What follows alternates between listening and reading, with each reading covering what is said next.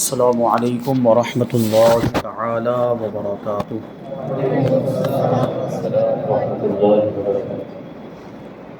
نحمدہ ونصلی ونسلم علی رسولہ الکریم، اما بعد فاعوذ باللہ من الشیطان الرجیم، بسم اللہ الرحمن الرحیم۔ فاسألوا اہل الذکر ان کنتم لا تعلمون۔ صدق اللہ مولانا العظیم وصدق رسولہ النبی الامین المتین الکریم، ونحن على ذلك لمن الشاہدین والشاکرین والذاکرین والحامدین والحمد للہ رب العالمین۔ ایک مرتبہ عقیدت و محبت کے ساتھ حضور سرور کائنات، فخر موجودات، باعث تخلیق کائنات، احمد مجتبی محمد مصطفیٰ صلی اللہ علیہ وسلم کی مقدس بارگاہ میں درود و سلام کا ہدیہ پیش کریں اور پڑھیں اللہم صلی علی سیدنا و مولانا محمد الجود والکرم وآلہ الکرام وابنہ الکریم وبارک وسلم صلاۃ و سلاما علیک یا رسول اللہ صلی اللہ تعالی علیہ وسلم۔ عزیزان ملت اسلامیہ، یہ سوال و جواب کی محفل ہے، اور سوال و جواب بھی کون سے؟ شریعت کے احکام و مسائل سے تعلق رکھنے والے سوال و جواب، جس سے شریعت کے تعلق سے ہماری معلومات میں اضافہ ہوگا انشاءاللہ تبارک و تعالی۔ اور یہ یقین جانیں کہ اس طرح کی جو محفلیں ہوتی ہیں جس میں مسائل بیان کیے جائیں، جس میں شریعت کے احکام بیان کیے جائیں، وہ تقریر، بیان اور خطابت کی محفل سے بھی زیادہ اہم ہوتی ہے۔ بیانات کی بھی اپنی ایک اہمیت ہے، تقریروں کا بھی اپنا ایک فائدہ ہے، لیکن اس طرح کی محفل اس وجہ سے زیادہ اہم ہے کیونکہ اس میں ضروری مسائل بیان کیے جاتے ہیں، اور ضروری مسائل تو ہر مسلمان کے لیے جاننا ضروری ہے۔ طلب العلم فریضۃ علی کل مسلم، اللہ کے رسول نے ارشاد فرمایا کہ علم حاصل کرنا ہر مسلمان مرد و عورت پر فرض ہے۔ تو ایسی محفلوں کے ذریعے ہمیں علم حاصل ہوتا ہے دین کا، شریعت کا، اور اسی مقصد کے لیے ایسی محفلیں منعقد کی جاتی ہیں۔ تو ایسی محفلوں میں ضرور تشریف لانا چاہیے۔ پہلے سے کچھ سوالات ہمارے پاس آ چکے ہیں، انشاءاللہ تبارک و تعالیٰ اس کو ہم پہلے شامل کریں گے۔ وقت میں گنجائش ہوگی تو اگر آپ کے ذہن میں کوئی سوال آ رہا ہے تو آپ کو بھی اجازت ہوگی، اور انشاءاللہ تبارک و تعالیٰ وہ سوالات جو ہے آپ کے حالات کے تقاضوں کے پیش نظر ممکن ہے کہ وہ جو سوال یہاں پر کیے جائیں وہی آپ کے ذہن میں بھی ہو، اور اس کے جواب میں آپ کو اپنے سوال کا جواب مل جائے، ممکن ہے۔ تو ہم کوشش کریں گے، یہ محفل بڑی برکت والی محفل ہے، توجہ کے ساتھ اس میں شامل رہیں گے، بات کو سمجھنے کی کوشش کریں گے، کیونکہ شریعت کے احکام ہمارے لیے ہوتے ہی اس لیے ہیں کہ ہم اس کو سن کر اس پر عمل کریں۔ اگر توجہ کے ساتھ نہیں سنا یا اس کو نہیں سمجھے تو پھر عمل کیسے کر پائیں گے؟ تو اگر ہم عمل کرنا چاہتے ہیں تو توجہ کے ساتھ سماعت کریں گے، اور ہمہ تن گوش ہو کر مجلس میں حاضر رہیں۔ مسجد تو ہے ہی ہے، مسجد نکل گیا اور مسجد ہے بھی، مسجد میں حاضر ہیں الحمدللہ۔ یہ ایک اور برکت والی چیز ہو گئی کہ محفل دوسری جگہ بھی رکھی جا سکتی تھی، لیکن اللہ کے گھر میں رکھی، تو اس مجلس کی اور اس محفل کی برکتوں میں اور اضافہ ہو گیا۔ اب ہم بغیر کسی تاخیر کے سوالات کا سلسلہ شروع کرتے ہیں تاکہ زیادہ سے زیادہ معلومات ہم اس میں شامل کر سکیں۔ سوال۔ السلام علیکم ورحمۃ اللہ وبرکاتہ۔ وعلیکم السلام۔ مفتی صاحب، قبلہ کی بارگاہ میں یہ سوال عرض ہے، جیسے ابھی قربانی کے دن چل رہے ہیں، تو یہ سوال تھا کہ قربانی کس پر واجب ہے؟ دیکھیے، قربانی کا موسم ہے اور ان قریب بقرہ عید آنے والی ہے، لوگ ہمارے بھائی قربانی کرتے ہیں، لیکن بہت سے ایسے لوگ ہیں جو غافل ہیں، جو قربانی نہیں کرتے، حالانکہ ان پر قربانی واجب ہو چکی ہوتی ہے، قربانی واجب ہونے کے باوجود نہیں کرتے تو گنہگار ہوتے ہیں، اور کبھی یہ سوچ رہے ہوتے کہ ہم پر تھوڑی واجب ہے، ہم تو اتنے مالدار کہاں کہ ہم پر قربانی واجب ہو، جبکہ ان پر واجب ہو رہی ہوتی، معلومات نہ ہونے کی وجہ سے وہ قربانی نہیں کرتے تو گنہگار ہو جاتے، کیونکہ قربانی صرف ایسا نہیں ہے کہ لکھ پتی یا کروڑ پتی پر ہی واجب ہو۔ ابھی آپ سنیں گے کہ جس کے پاس 48,000 کی مالیت کا مال بھی موجود ہے، کوئی سامان یا کوئی چیز موجود ہے، یا سونا چاندی روپیہ پیسہ حاجت اصلیہ سے زائد کوئی سامان، جس کی قیمت، جس کی مالیت 48,000 تک پہنچ جاتی ہے تو اس پر بھی قربانی واجب ہے۔ اب بتائیے چند لوگوں کے علاوہ کون ہوگا ایسا جس کے پاس 48,000 کی مالیت کا مال و اسباب اور سامان نہ ہو جو حاجت اصلیہ سے زائد ہو؟ تو تقریباً اکثریت ایسی ہے جن پر قربانی واجب ہو جاتی ہے۔ ہمارے مسلمان بھائیوں کی، سنی بھائیوں کی اکثریت ایسی ہے جن پر قربانی واجب ہو جاتی ہے، لیکن مسئلہ معلوم نہ ہونے کی وجہ سے وہ سوچتے ہیں کہ ہم پر تو واجب ہی نہیں، اور نہیں کرتے، اور اس کی وجہ سے گنہگار۔ تو ہم وہ شرائط بیان کریں گے جن شرائط کی بنیاد پر قربانی واجب ہوتی۔ 4 شرطیں۔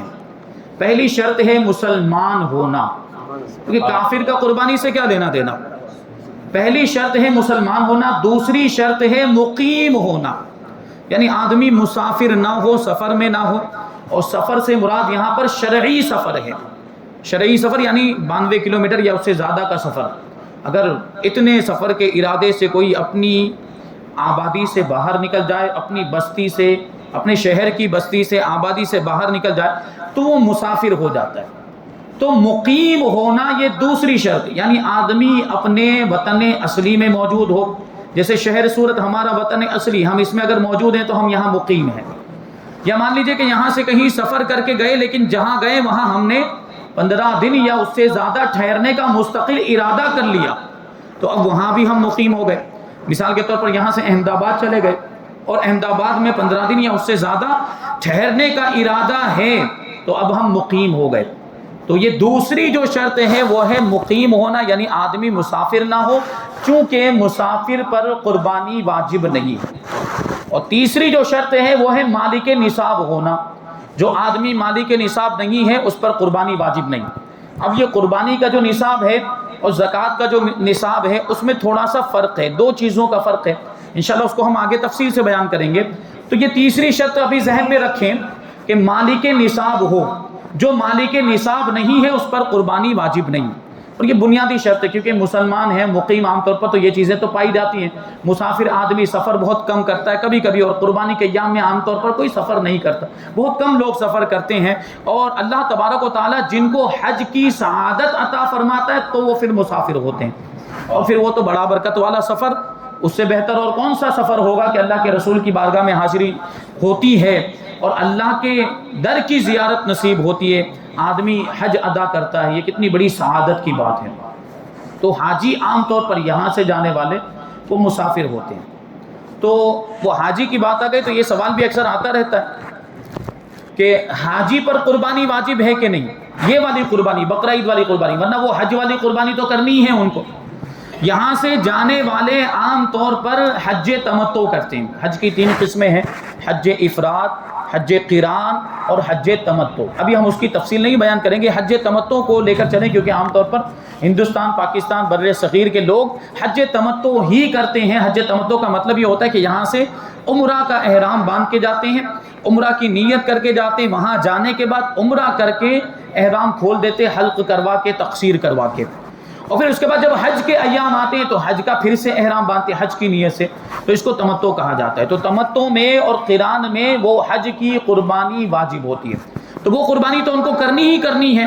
اب لوگ سوال پوچھتے ہیں کہ ہمارے والد صاحب گئے ہوئے ہیں، مکہ مکرمہ میں موجود ہیں، تو کیا یہاں پر ان کے نام کی ہم کو قربانی کرنی پڑے گی؟ ان کے بیٹے پوچھیں گے، ان کے وارثین میں سے کوئی پوچھے گا کہ والد صاحب کے نام کی قربانی ہم کو کرنی پڑے گی یا کیا حکم ہے، بیان فرما دیں۔ تو اس کا حکم ہے کہ والد صاحب وہاں گئے ہیں تو وہ عام طور پر مسافر، یہاں سے جانے والے عام طور پر مسافر ہوتے ہیں، اگر وہ وہاں پر اقامت کی نیت کرے بھی تب بھی ان کی نیت درست نہیں، کیونکہ ہوتا کیا ہے کہ جاتے ہیں اور 15 دن نہیں ہوئے ہوتے ہیں، کیوں پھر مینا جانا پڑتا ہے، عرفات جانا پڑتا ہے، مزدلفہ جانا پڑتا ہے، تو اگرچہ 15 دن کی وہ نیت کر رہا ہے، مان لیجئے کہ شروع میں 7 دن رک گیا عرفات اور مینا وغیرہ جانے سے پہلے 7 دن، اور بعد میں 8 دن رکنے والا ہے مکہ میں واپس آ کر، مینا عرفات وغیرہ سے واپس آ کر پھر 8 دن رکنے والا ہے، تو یہ آپ ملائیں 7 اور 8 دن ملائیں تو 15 ہو جاتے ہیں ویسے، لیکن بیچ میں جو چلا گیا اس کا کیا؟ تو ارادہ مستقل نہیں ہوا، اور مقیم ہونے کے لیے 15 دن یا اس سے زیادہ کا مستقل ارادہ ہونا چاہیے، بیچ میں کہیں اور جانے کا ارادہ نہیں ہونا چاہیے۔ تو یہاں سے جانے والے عام طور پر مقیم، لیکن مان لیجیے مثال کے طور پر کوئی شخص بہت پہلے چلا گیا، حج کے جو ارکان ہے وہ ادا جو کیے جاتے ہیں وہ 8 ذی الحجہ سے اس کی شروعات ہوتی ہے، اور کوئی شخص مثال کے طور پر ذی قعدہ کی 15 تاریخ ہی سے چلا گیا، ممکن ہے یہ ذی قعدہ کی 15 تاریخ ہی سے وہاں پر چلا گیا اور وہیں پر ابھی موجود ہے، اور مکہ مکرمہ میں ہی 8 ذی الحجہ تک اس نے رہنے کا ارادہ کر لیا، تو آپ گنیں 15 ذی قعدہ سے لے کر 8 ذی الحجہ تک کتنے دن ہو جاتے ہیں؟ ٹھیک ہے، یہ 15 دن ادھر ہو سکتا ہے 29 کا چاند ہو جائے، جیسے ابھی 29 کا ہو گیا تو 14 دن ہوئے، اس میں 7 دن اور ملائیں، 14 دن میں 7 ملا تو 23 دن ہو گئے، تو 15 دن سے زیادہ کا ارادہ ہو گیا، تو اب وہ ہو گیا مقیم، اب ہو گیا وہ مقیم۔ اب ایسی صورت میں وہ اگرچہ جا رہا ہے عرفات، اب اگرچہ جائے گا مزدلفہ یا مینا جائے گا، تو یہ سب چیزیں اور یہ سب جگہیں جو بھی یہ سب علاقے وہ 92 کلومیٹر کے اندر ہیں، 92 کلومیٹر سے باہر نہیں۔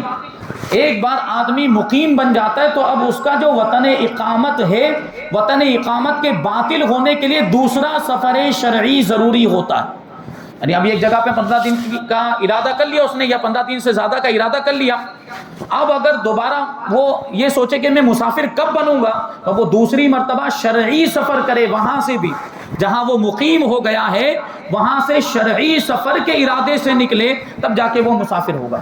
تو عرفات اور مینا مزدلفہ یہ 92 کلومیٹر کے اندر ہی ہے، تو ایسی صورت میں اب اس کا یہ وطن اقامت باطل نہیں ہوگا، وہ مقیم ہی رہے گا، اور اس پر پھر یہ والی قربانی بھی واجب ہوگی۔ لیکن عام طور پر ایسا ہوتا نہیں، عام طور پر ہمارے یہاں سے جانے والے لوگ مسافر ہی ہوتے ہیں، اور مسافر پر قربانی واجب نہیں ہے۔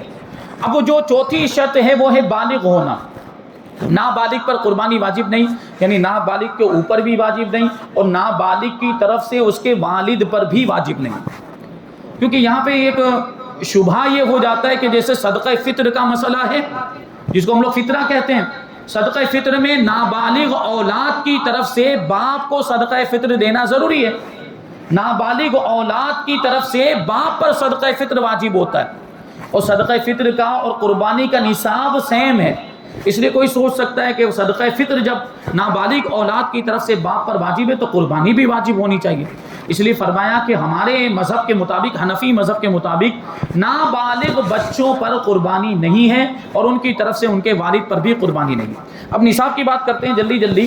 نصاب کسے کہا جاتا ہے؟ 7.5 تولہ سونا، 52.5 تولہ چاندی، یا ان دونوں میں سے کسی ایک کے برابر رقم موجود ہے، یا ان کے علاوہ کوئی سامان ایسا جو حاجت اصلیہ سے زائد ہے اور اس کی قیمت چاندی کے نصاب کے برابر پہنچ جاتی ہے۔ 52.5 تولہ چاندی جو ہم کہتے ہیں تو یہ پرانے زمانے کے اعتبار سے، پرانے زمانے میں جو تولہ چلتا تھا جو تقریباً 12.25 گرام کا ہوتا تھا، یہ اس کے اعتبار سے ہوتا ہے۔ اب اس کا انگریزی وزن نکالیں تو وہ بنتا ہے 653 گرام 184 ملی گرام۔ کتنا بنتا ہے؟ اس کو یاد کر لیں، آپ لوگ نوٹ کر لیں، اب تو سب کے پاس موبائل ہوتا ہے، موبائل میں ٹائپ کر لیں تو محفوظ ہو جائے گا۔ 653 گرام 184 ملی گرام، یہ ہے چاندی کے نصاب کا انگریزی وزن موجودہ زمانے کے اعتبار سے، جو ابھی وزن چلتا ہے اس کے اعتبار سے 52.5 تولہ چاندی کا وزن ہوتا ہے 653 گرام 184 ملی گرام، یعنی اتنی چاندی موجود ہے یا اتنی چاندی کے برابر کیش موجود ہے، اور یہ چاندی آپ اندازہ لگا 653 گرام، ابھی تقریباً 74-75 روپے 1 گرام چاندی کا چل رہا ہے، 74 روپے یا 75 روپے چل رہا ہے، اس کے اعتبار سے آپ کیلکولیٹر میں آپ حساب لگائیں تو تقریباً 48,000 روپے بنتے ہیں۔ کتنے بنتے ہیں؟ 653 گرام 184 ملی گرام چاندی کی قیمت ابھی جو یہ نصاب بنتا ہے ابھی کے اعتبار سے وہ بنتا ہے 48,000 روپے، تقریباً 48,000 روپے، 335 یا ایسا کچھ بنتا ہے، آپ خود اس کو حساب لگا کے دیکھ سکتے ہیں۔ تو ہمارے لیے اصل جو معیار ہے وہ تو چاندی کا جو وزن ہے، چاندی کا جو نصاب ہے وہ ہمارے لیے اصل معیار۔ ابھی جو یہ قیمت بتا دی گئی وہ ابھی کے اعتبار سے بتائی، ورنہ وہ کم زیادہ بھی ہو سکتی ہے۔ اگر آپ آئندہ سال قربانی ادا کریں اور آپ سوچیں کہ اس سال بھی 48,000 کا نصاب ہو، تو نہیں ہو سکتا، کیونکہ آئندہ سال چاندی کی قیمت بدل چکی ہوگی۔ تو آئندہ سال کے اعتبار سے آپ کو دیکھنا ہوگا کہ اب 653 گرام 184 ملی گرام چاندی کی کتنی قیمت بنتی ہے، پھر اس کے اعتبار سے آپ اپنے نصاب کا حساب لگائیں، اور نصاب بنتا ہے تو قربانی واجب ہوگی۔ تو سونا ہے یا چاندی ہے، یا سونا چاندی مل کر یہ اتنی قیمت کو پہنچ جاتے ہیں ان کی مالیت، یا کوئی دوسرا سامان یا کوئی دوسری چیز ہے جو حاجت اصلیہ سے زائد۔ حاجت اصلیہ کا مطلب کیا ہوتا ہے؟ استعمال میں آنے والی چیزیں، ضرورت کا سامان جو زندگی گزارنے کے لیے ضروری ہو، ان ساری چیزوں کو کہا جاتا ہے کہ یہ سب چیزیں حاجت اصلیہ میں آتی۔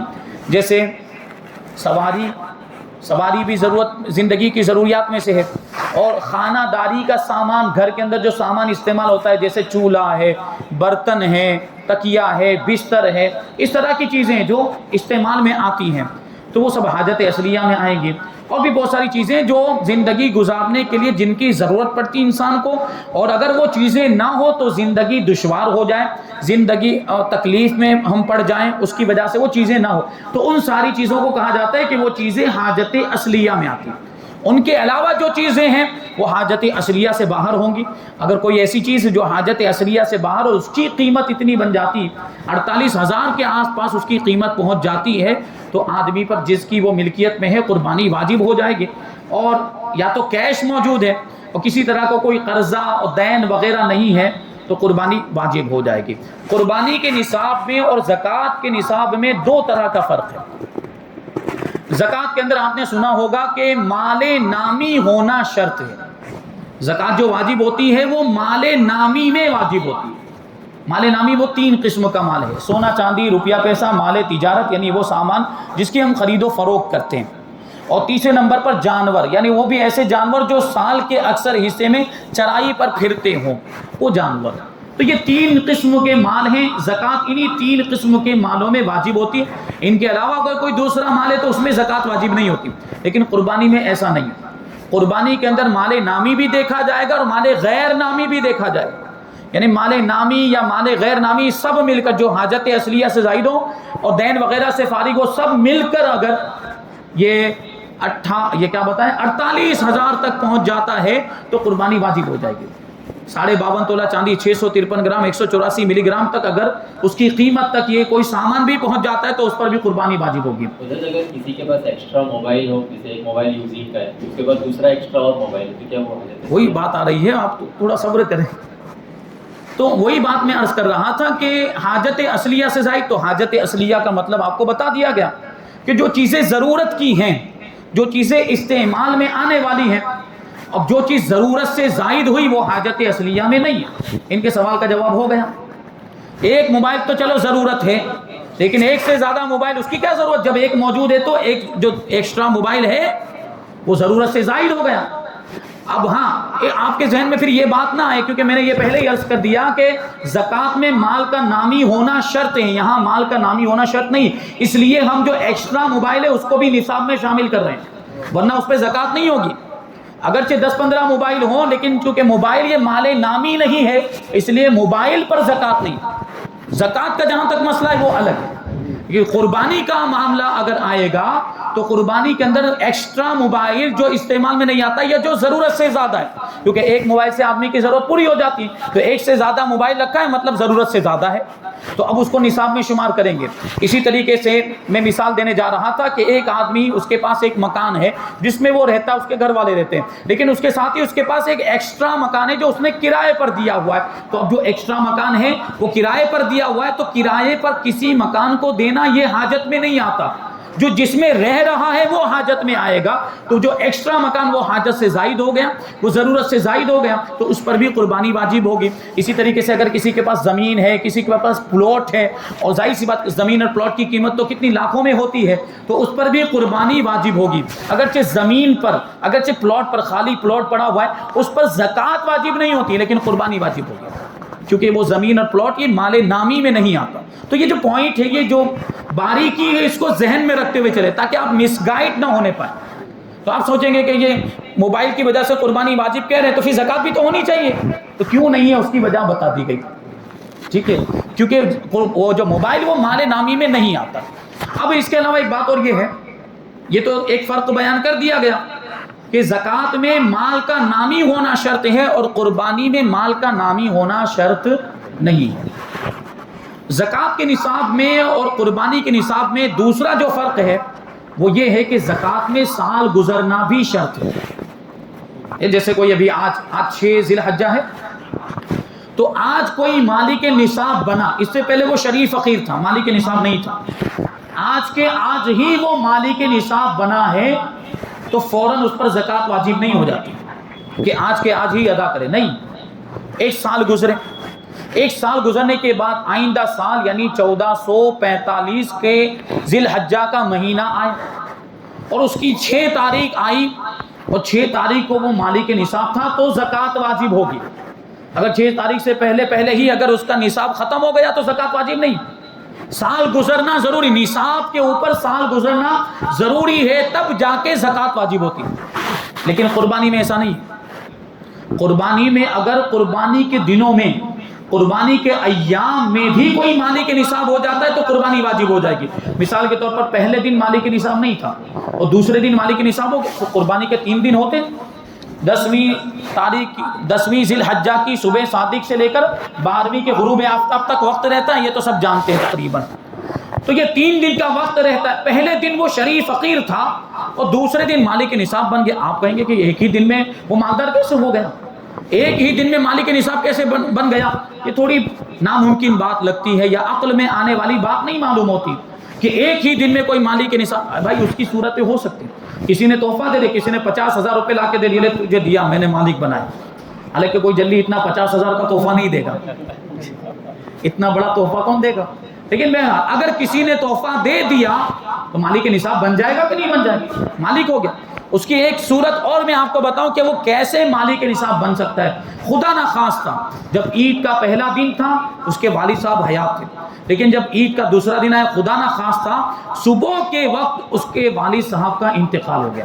اب اس کے والد صاحب 15 لاکھ روپے چھوڑ کے گئے اور 3 لڑکے تھے، 3 اولاد، وہ 15 لاکھ روپے 3 لڑکوں میں تقسیم ہوں گے کہ نہیں؟ والد صاحب کے انتقال کے ساتھ ہی 15 لاکھ میں کس کی ملکیت ہو جاتی؟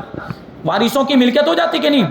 تو وہ وارث جو ایک دن پہلے شریف فقیر تھا لیکن دوسرے دن والد صاحب کا انتقال ہونے کی وجہ سے والد صاحب کے ورثے میں، والد صاحب کی وراثت میں اس کو لاکھوں روپے مل گئے، تو مالک نصاب ہو جائے گا کہ نہیں؟ ہو گیا۔ اب اس پر قربانی واجب۔ وہاں اب یہ نہیں دیکھا جائے گا کہ ابھی ملے ہیں تو 1 سال کے بعد قربانی کروں گا، 1 سال گزارنے کے بعد نہیں، بلکہ فوراً قربانی، اسی سال قربانی کرنا واجب ہے جس سال وہ مالک نصاب بن گیا۔ تو یہ چیز ہے۔ اس کے علاوہ یہ چیز بھی دیکھنی ہے کہ جو نصاب ہے وہ قرضے سے اور دین وغیرہ سے فارغ ہونا چاہیے، یعنی اگر کچھ قرضہ ہے یا دین ہے، ابھی اب دین کو بھی لوگ قرضہ کہہ دیتے ہیں، لیکن دین اور قرضے میں تھوڑا سا فرق ہے، اس کو سمجھنے کی ضرورت ہے۔ یعنی ہر قرضہ دین ہے لیکن ہر دین قرضہ نہیں ہے، عموم خصوص مطلق کی نسبت ہے۔ دین کا مطلب ہوتا ہے کہ ہر ذمے میں لازم ہونے والی چیز، قرضہ بھی ذمے میں لازم ہوتا ہے، تو قرضہ بھی ہوا دین، لیکن دین کی دوسری صورتیں بھی ہو سکتی ہیں، یعنی ذمے میں لازم ہونے والی چیزیں قرضے کے علاوہ دوسری بھی ہو سکتی ہیں۔ جیسے ایک مثال دوں آپ کو، آپ نے کوئی سامان خریدا، مثال کے طور پر آپ نے موبائل خریدا اور اس کے پیسے ابھی ادا نہیں کیے، جو طے ہوا تھا قیمت، وہ قیمت ابھی آپ نے ادا نہیں کی، تو وہ قیمت آپ کے ذمے پہ کیا ہو گئی؟ دین ہو گئی۔ حالانکہ آپ اس کو قرضہ کہتے ہیں، یہ قرضہ نہیں ہے، یہ دین میں آئے گا۔ قرضہ تو مطلب کسی سے آپ نے ادھار پیسے لیے، اس کی کوئی مدت مقرر ہوئی یا نہ ہوئی، آپ کہیں گے کہ میں واپس لوٹا دوں گا، یہ ہوا قرضہ۔ اور آپ نے پیسے نہیں لوٹائے، کوئی سامان خریدا اور اس کے پیسے دیے نہیں ہیں، تو جو پیسے باقی ہیں آپ کے ذمے میں جو لازم ہیں وہ ہوا دین۔ تو ہر قرضہ دین ہے لیکن ہر دین قرضہ نہیں ہے. تو یہاں دین کی بات چلے گی کہ دین سے فارغ ہونا ضروری ہے. مثال کے طور پر کسی کے پاس 5 لاکھ روپے کیش موجود ہے لیکن ساتھ ہی ساتھ اس کے اوپر 4,60,000 کا قرضہ بھی ہے. کتنے موجود ہے کیش؟ 5 لاکھ روپے موجود لیکن قرضہ کتنے کا ہے؟ 4,60,000. 60. اب یہ قرضہ مائنس ہو جائے گا. اب 5 لاکھ میں سے 4,60,000 کو مائنس کرے تو کتنے بچیں گے؟ 40,000. 40,000 کا نصاب بنتا ہے؟ نہیں بنتا. کتنے کا بنتا ہے؟ 48,000. تو اب اس پر قربانی واجب نہیں ہوگی. لیکن مثال کے طور پر اس کے پاس 5 لاکھ روپے کیش موجود ہے, قرضہ جو ہے وہ 4,50,000 کا قرضہ ہے. اب 5 لاکھ میں سے 4,50,000 روپے مائنس کریں, کتنے بچیں گے؟ 50,000. 48,000 سے زیادہ ہے, قربانی واجب ہوگی. تو اس طرح دیکھا جائے گا, اس طرح آپ حساب لگائیں. اچھا یہ بھی ایک چیز بہت اہم ہے, اس تعلق سے بیان کر دینا, اس کو ضروری سمجھتے ہیں کہ گھر کے افراد میں سے جو بھی مالی کے نصاب ہوگا, یہ جو مالی کے نصاب کی جو چیزیں بتائی گئی, اس اعتبار سے آپ غور کر لیں کہ گھر کے افراد میں سے جو بھی مالی کے نصاب ہو, چاہے ابا ہوں, چاہے بیٹے ہوں, یا بیٹوں کی بیویاں ہوں, یا کوئی اور دوسرا فرد ہو, جو بھی مالی کے نصاب ہوگا سب پر الگ الگ قربانی واجب ہوگی. یعنی گھر میں سے کوئی ایک آدمی کر دے اور سمجھے کہ سب کی طرف سے ہوگا, یہ نہیں چلے گا. یہ ہوتا ہے, ابھی تک ہوتا ہے, ہمارے علاقے میں بھی یہ چیز تھی کہ گھر کا جو بڑا ہوتا تھا, گھر کا جو ہیڈ ہوتا وہ سمجھتا ہے میں قربانی کر دوں گا, سب کی طرف سے ہو جائے گی. ایسا کافی نہیں, وہ کریں گے تو وہ ان کی طرف سے ہوئی اگر وہ مالی کے نصاب ہیں. جو باقی کے دوسرے افراد اگر وہ مالی کے نصاب ہیں ان پر بھی قربانی واجب, انہوں نے نہیں کی تو وہ گنہگار ہوں گے. ہر ایک کو الگ الگ دیکھا جائے گا. لڑکوں کے پاس بھی اتنا خود کا مال ہے کہ وہ نصاب کے برابر پہنچ جا رہا ہے, اور خواتین کے پاس, گھر کی خواتین کے پاس عام طور پر سونا چاندی ہوتا ہے. کبھی ایسا ہوتا ہے کہ مرد پر واجب نہیں ہو رہی ہوتی لیکن خاتون پر ہو چکی ہوتی ہے. مرد پر واجب نہیں ہو رہی, اس کی بیوی پر واجب ہو جاتی ہے. تو یہ بھی مسئلہ ذہن میں رکھیں, بیوی پر پھر قربانی واجب, تو اب اس کو قربانی کرنا لازم ہے. قربانی کرنا, اب کبھی ایسا بھی ہوتا ہے کہ سونا ہے, چاندی ہے اور اس طرح کی چیزیں ہیں لیکن روپیہ پیسہ نہیں ہے, کیش نہیں ہے, تو وہ کہتی ہے کہ میں پھر کیسے قربانی کروں. تو اس پر یہ تو ایک تو اصل حکم تو یہی ہے کہ یا تو قرضہ لے کر قربانی کرے, یا پھر وہ سونے کو توڑے, چاندی کو توڑے, اس کو بیچ کر قربانی کرے. ٹھیک ہے, لیکن ان دونوں چیزوں میں تھوڑی دشواری پیش آ سکتی ہے. قرضہ لیں گے تو پھر ادائیگی کی کیا صورت ہوگی, اور سونا وہ توڑنا نہیں چاہتی, زیور بن گیا ہے, پھر زیور کو کیسے توڑا جائے. تو اس کے لیے ایک صورت علماء نے یہ بتائی ہے کہ اس کا شوہر اس کی اجازت لے لے کہ تم پر قربانی واجب ہے, تمہاری اس طرف سے تمہاری قربانی میں کروا دیتا ہوں, تمہاری اجازت ہے, وہ کہے ہاں, تو قربانی ہو جائے گی. زکوٰۃ میں بھی یہی معاملہ ہے, زکوٰۃ میں بھی یہ چیز کی جا سکتی ہے. شوہر اپنی بیوی سے اجازت لے لے کہ تمہاری زکوٰۃ میں ادا کرتا ہوں, وہ اجازت دے دے, شوہر ادا کر دے تو بیوی کی زکوٰۃ بھی ادا ہو جائے گی. اچھا, بیوی کے پاس جو زیورات ہوتے ہیں نا, اس کی 2 صورتیں, یہ ہم غور کریں خود ہی. کچھ زیورات وہ ہوتے ہیں جو وہ اپنے گھر سے لے کر آتی ہے, اپنے میکے سے لے کر آتی ہے, اور کچھ زیورات وہ ہوتے ہیں جو اس کو یہاں سے دیے جاتے ہیں, سسرال سے دیے جاتے ہیں. اس میں ہمارا عرف اور ہمارا رواج کیا ہے, اس پہ غور کرنا ہے. جو اس کے گھر سے لے کر آتی ہے, میکے سے لے کر آتی ہے, اس کی وہ خود ہی مالک ہے. اس کی بنیاد پر اگر وہ نصاب بن جاتا ہے تو قربانی واجب, اور زکوٰۃ کی شرائط پائی جائے تو زکوٰۃ بھی واجب. لیکن یہاں کے جو زیور ہیں جو سسرال سے دیے گئے یا شوہر نے دیے ہیں, وہ اس کی مالک نہیں ہوتی, بیوی اس کی مالک نہیں. کیوں, اس کی وجہ کیا ہے, خود غور کریں آپ. خدا ناخواستہ کبھی طلاق کی نوبت آ جائے تو کیا ہوتا ہے, یہاں سے 2 دیے وہ زیور واپس کر, ہے سسرال والے زیور واپس لے لیتے کہ نہیں لیتے. خدا ناخواستہ طلاق وغیرہ کی نوبت آ جائے, ہم نے جو زیور دیے وہ واپس لاؤ, مطلب کیا ہوا, اس کو مالک نہیں بنایا تھا, اس کو استعمال کرنے کے لیے دیے تھے.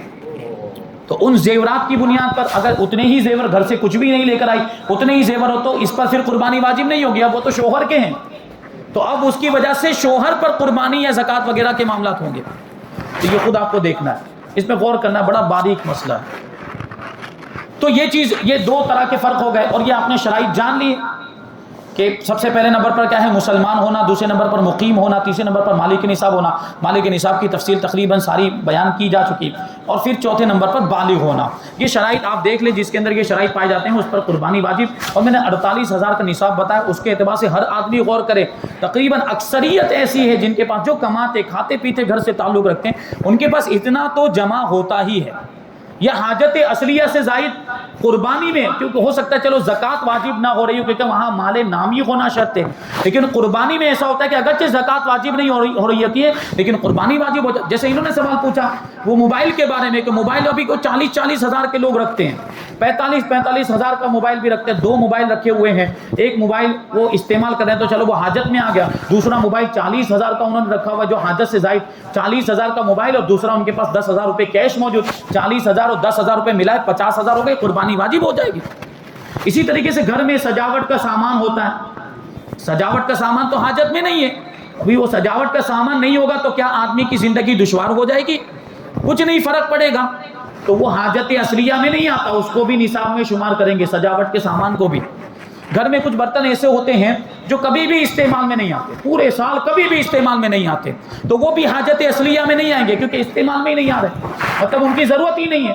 تو اب وہ برتن بھی نصاب میں شامل کریں گے. قربانی کے نصاب کی بات چل رہی، زکوٰۃ میں نہیں آئیں گے لیکن قربانی کے نصاب میں آئیں گے. اچھا کچھ برتن ایسے ہوتے ہیں جو سال میں ایک مرتبہ استعمال ہوتے ہیں اور ان کو رکھا ہی اس لیے جاتا ہے کہ سال میں ایک مرتبہ یا 2 مرتبہ جب مہمان آئیں گے تو استعمال کریں گے. عام طور پر گھر میں جو کھانا بنتا ہے تو اس کا برتن مخصوص یا کوکر وغیرہ میں بنا لیا جاتا ہے، اس کا تپیلا وغیرہ مخصوص ہوتا ہے اور وہی روزانہ استعمال ہو رہا. لیکن ایک بڑا تپیلا ہوتا ہے جو اوپر رکھ دیا جاتا ہے، اس کا ایک بہت بڑا تپیلا جس کو وہ ریک کے اوپر رکھ دیا جاتا ہے. وہ کب نکلتا ہے؟ جب پھوپھیاں آتی ہیں. وہ کب نکلتا ہے؟ جب خالائیں آتی ہیں رہنے کے لیے یا کوئی اور مہمان آئے. تو ظاہر سی بات مہمان آئے تو کھانا زیادہ بنے گا، تو جو ریگولر تپیلا اس میں بنائیں گے تو کافی نہیں ہوگا، اس لیے پھر وہ بڑا تپیلا اوپر سے اتارا جاتا ہے. تو اگر سال میں ایک مرتبہ بھی وہ استعمال ہو رہا ہے تو وہ حاجت میں آئے گا. جو بڑا تپیلا ہے وہ حاجت میں آئے گا. لیکن اس کے علاوہ جو دوسرے برتن وغیرہ ہیں جو سال میں ایک مرتبہ بھی استعمال نہیں ہو رہے پھر اس کو نصاب میں شمار کریں گے، نصاب میں گنیں گے. بہرحال یہ زیادہ تفصیل ہو گئی، انشاءاللہ ہم جلدی آگے کے مسائل کو لیتے ہیں. اگر 4 لڑکے ہیں جی، چاروں مطلب اتنا کما رہے کہ وہ مالک نصاب بن جاتے ہیں، لیکن وہ لوگ مالی اپنے باپ کو بناتے ہیں. جی وہ سمجھ میں آ گئی صورت. یہ حضرت یہ پوچھ رہے ہیں کہ کبھی ایسا ہوتا ہے کہ 4 لڑکے مثال کے تو چاروں کماتے ہیں اور کمانے کے بعد جو بھی کمائی ہوتی ہے والد صاحب کو لا کر دے دیتے ہیں. کیا کرتے ہیں؟ والد صاحب کو لا کر دے دیتے ہیں. تو اب سوال یہ ہے کہ انہوں نے تو لا کر والد صاحب کو دیا، ان کے پاس تو کچھ بھی نہیں بچا. یا ہوگا ممکن ہے انہوں نے اپنے جیب خرچ کے لیے رکھا ہوگا، اس کا مسئلہ بھی آگے بتاؤں گا. لیکن جو کما کر لے کر آئے وہ سارا کا سارا انہوں نے والد صاحب کو دے دیا. تو اب اس کی وجہ سے وہ جو مال دیا والد صاحب کے پاس جمع ہو گیا. وہ اب لاکھوں کی تعداد میں بھی لاکھوں روپے بھی ہو سکتے ہیں وہ. تو اب اس کی قربانی والد صاحب پر واجب ہوگی یا چاروں بیٹوں پر بھی واجب ہوگی؟ بہت اہم سوال. اچھا انہوں نے سوال پوچھا تو اب یہ سوال تو ان کی نیت دیکھی جائے گی. لڑکے جو کما کر لے کر آئے اور لڑکوں نے جو والد صاحب کو یہ پیسے لا کر دے دیے تو لڑکوں کی بیٹوں کی نیت دیکھی جائے گی کہ وہ پیسے جو انہوں نے والد صاحب کو دیے تو والد صاحب کو مالک بنا دیا یا صرف والد صاحب کے پاس امانت کے طور پر رکھے ہیں کہ آپ اس کو سنبھال کے رکھیں، ضرورت پڑے تو اس میں سے آپ خرچ کر سکتے ہیں، یا ہم جب مانگے تو آپ ہمیں دے دینا. ایسی اگر نیت ہے، یہ 2 نیتیں ہو گئی. مالک بنانے کی نیت ہوئی تو والد صاحب مالک ہو گئے اور اس کی قربانی ان کے اوپر. لیکن اگر مالک نہیں بنایا، صرف امانت کے طور پر رکھے ہوئے، حفاظت کے لیے رکھے ہوئے ہیں، یا یہ کہ گھر کے بڑے ہیں اس لیے ان کو اختیار دیا، استعمال کرنے کا اختیار دیا، ورنہ مالک اپنے آپ ہی کو سمجھتے ہیں، تو اب اس کے 4 حصے ہوں گے. 4 لڑکوں نے کمایا ہے تو اس کے 4 حصے ہوں گے. مثال کے طور پر 12 لاکھ روپے جمع ہو گئے. والد صاحب کے پاس کتنے لاکھ روپے جمع ہو گئے؟ 12 لاکھ روپے جمع ہو گئے. 12 لاکھ کے 4 حصے کرو، کتنے بنے گا؟ ایک حصہ کتنے کا بنے گا؟ 3 لاکھ روپے کا. تو ہر ایک لڑکے کے حصے میں 3 لاکھ روپے آئیں گے. یعنی لینا ضروری نہیں، بس حساب لگانا ضروری، کیونکہ ہے تو انہیں کے. اگر انہوں نے والد صاحب کو مالک نہیں بنایا تو مالک وہی ہے. تو 3 لاکھ روپے سب کے حصے میں آ رہے ہیں، مالک کے نصاب ہو گئے. کئی نصاب بن رہے تو ان پر قربانی واجب ہوگی. اچھا اب کبھی ایسا بھی ہو سکتا ہے کہ 4 لڑکے اور والد صاحب یہ پانچوں مل کر کاروبار کرتے ہیں، تو اب 4 حصے نہیں ہو گئے، 5 حصے ہوں گے. یہ 12 لاکھ روپے کے 5 حصے کرو، کتنے بنیں گے؟ 12 لاکھ روپے تھوڑا مشکل ہو جائے گا. 12 لاکھ روپے کے 5 حصے کرنا 15 لاکھ روپے مان. 15 لاکھ کے 5 حصے کرے 15 لاکھ تھے تو 5 حصے کرے، پھر وہی 3-3 لاکھ کے حصے بنیں گے. ٹھیک ہے، تو اب والد صاحب پر بھی واجب ہوگی اور 4 لڑکوں پر بھی واجب ہوگی. یہ کب ہے؟ جب والد صاحب کو مالک نہیں بنایا تھا تب. لیکن اگر والد صاحب کو مالک بنا دیا تھا تو اب والد صاحب پر اس کی قربانی واجب. اب اس مال کی وجہ سے بیٹوں پر قربانی واجب نہیں ہوگی. ہاں، بیٹوں کے پاس اس کے علاوہ کچھ دوسرا مال ہے جو والد صاحب کو دے دیا وہ الگ، اس کے علاوہ اپنے پاس انہوں نے کچھ بچا کے رکھا تھا، جیب خرچ کے لیے رکھتے تھے، جمع کرتے تھے، یا والد صاحب ہر مہینے ان کو کچھ دیتے رہے، 5-10 ہزار روپے دیتے رہتے، وہ جمع ہوتے ہوتے 48 ہزار روپے بن گئے. تو اب اس کی بنیاد پر بیٹوں پر بھی ہوگی. یہ الگ مال ہے، اس کی الگ حیثیت، تو اس کی بنیاد پر بیٹوں پر قربانی واجب ہوگی. تو وہ پھر وہ ان کو دیکھنا ہے کہ انہوں نے کیا نیت سے دیا، ان کی نیت کا اعتبار ہوگا. گروی والا جی، تو مکان سب گروی دے رکھتے ہیں 4 لاکھ 5 لاکھ 10 لاکھ. جو گروی میں مکان لیا کسی نے، دیکھیں یہ تو پہلے جو ہمارے یہاں پہ جو معاملہ رائج ہے نا، یہ ناجائز. گروی کے طور پر مکان لیتے ہیں، یعنی مکان مالک کو 4 لاکھ روپے دے دیا اور اس کا مکان لے لیا گروی کے طور پر، اور پھر اس میں رہنے لگ جاتے ہیں. جو چیز بھی گروی لی جائے، چاہے وہ مکان ہو یا کوئی دوسرا سامان، اس کا استعمال جائز نہیں. اس کا استعمال گروی لینے والا بھی نہیں کر سکتا اور گروی کے طور پر دینے والا بھی نہیں کر سکتا. جب تک یہ معاملہ جاری ہے وہاں تک وہ چیز شے مرغون اس کو کہا جاتا ہے. جس کو گروی کے طور پر دیا گیا ہو وہ چیز کوئی بھی استعمال نہیں کر سکتا. اب مکان لیتے ہی اس لیے گروی کے طور پر ہمارے یہاں پہ جو رواج کہ اس کو استعمال کرو، بسا اوقات تو ایسا ہوتا ہے دوسرے کو کرائے پر دے، یہ اور ناجائز. دوسرے کو کرائے پر دے اور کبھی تو اس سے زیادہ بری صورت کہ خود مکان مالک کو کرائے پر دیتے. 4 لاکھ تو آلریڈی لے چکے ہیں، 4 لاکھ روپے دے چکے ہیں اس کو، اور اس کا مکان آلریڈی لے چکے ہیں، اب اسے کرایہ بھی وصول کر. بھائی وہ مکان کا مالک وہ کیوں کرایہ دے گا؟ آدمی جب مکان کا مالک ہے تو کرایہ کیوں دے؟ تو یہ جو کرایہ وہ بلا عوض ہوتا ہے جو لیتے ہیں، یہ سود ہے، بیاج ہے، حرام، ناجائز و گناہ. اور اس طرح کا جو بھی معاملہ کیا جاتا ہے وہ گناہ ہے. ہاں، ہیوی ڈپوزٹ کا معاملہ آپ کر سکتے ہیں. ڈپوزٹ کے طور پر آپ نے 3 لاکھ روپے رکھ دیے، اس کی بنیاد پر کرایہ کچھ کم ہو جاتا ہے، 1100 1200 1500، لیکن کچھ نہ کچھ کرایہ رکھنا لازم اور ضروری ہوگا.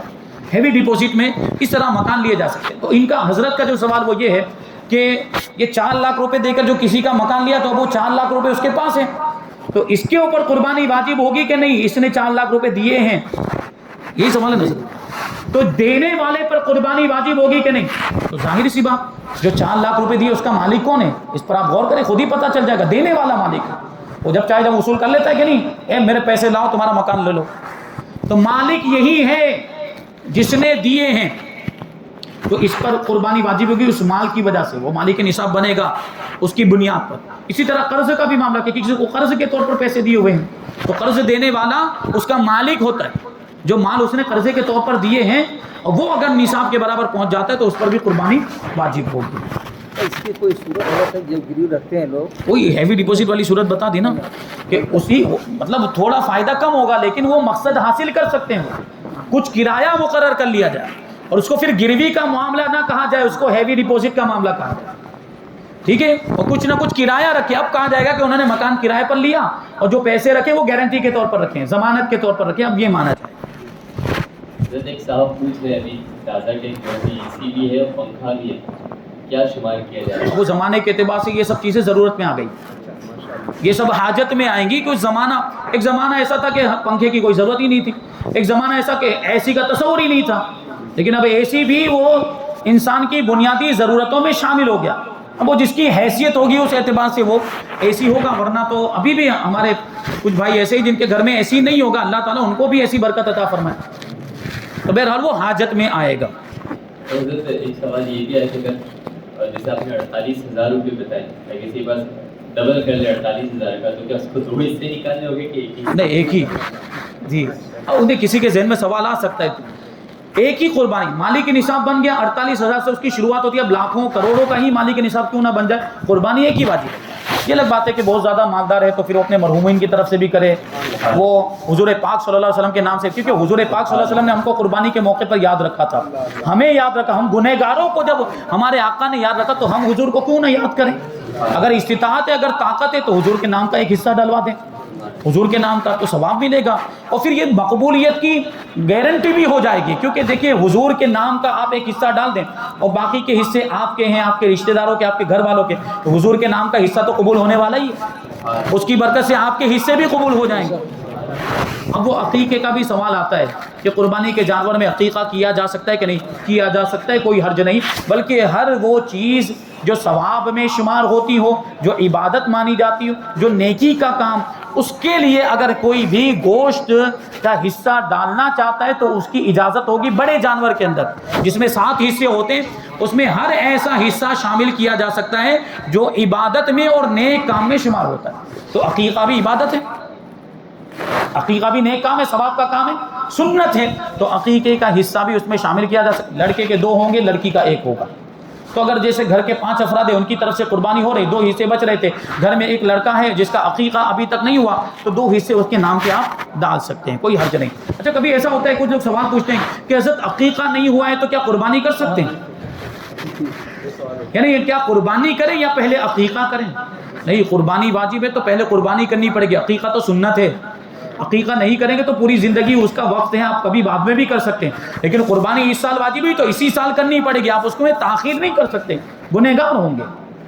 तो कुर्बानी वाजिब है तो कुर्बानी कर, साथ में दोनों कर लें तो और अच्छी बात, सोने पे सुहागा, कुर्बानी भी कर लें और अकीका भी कर लें, तो ये जहन में रखेंगे।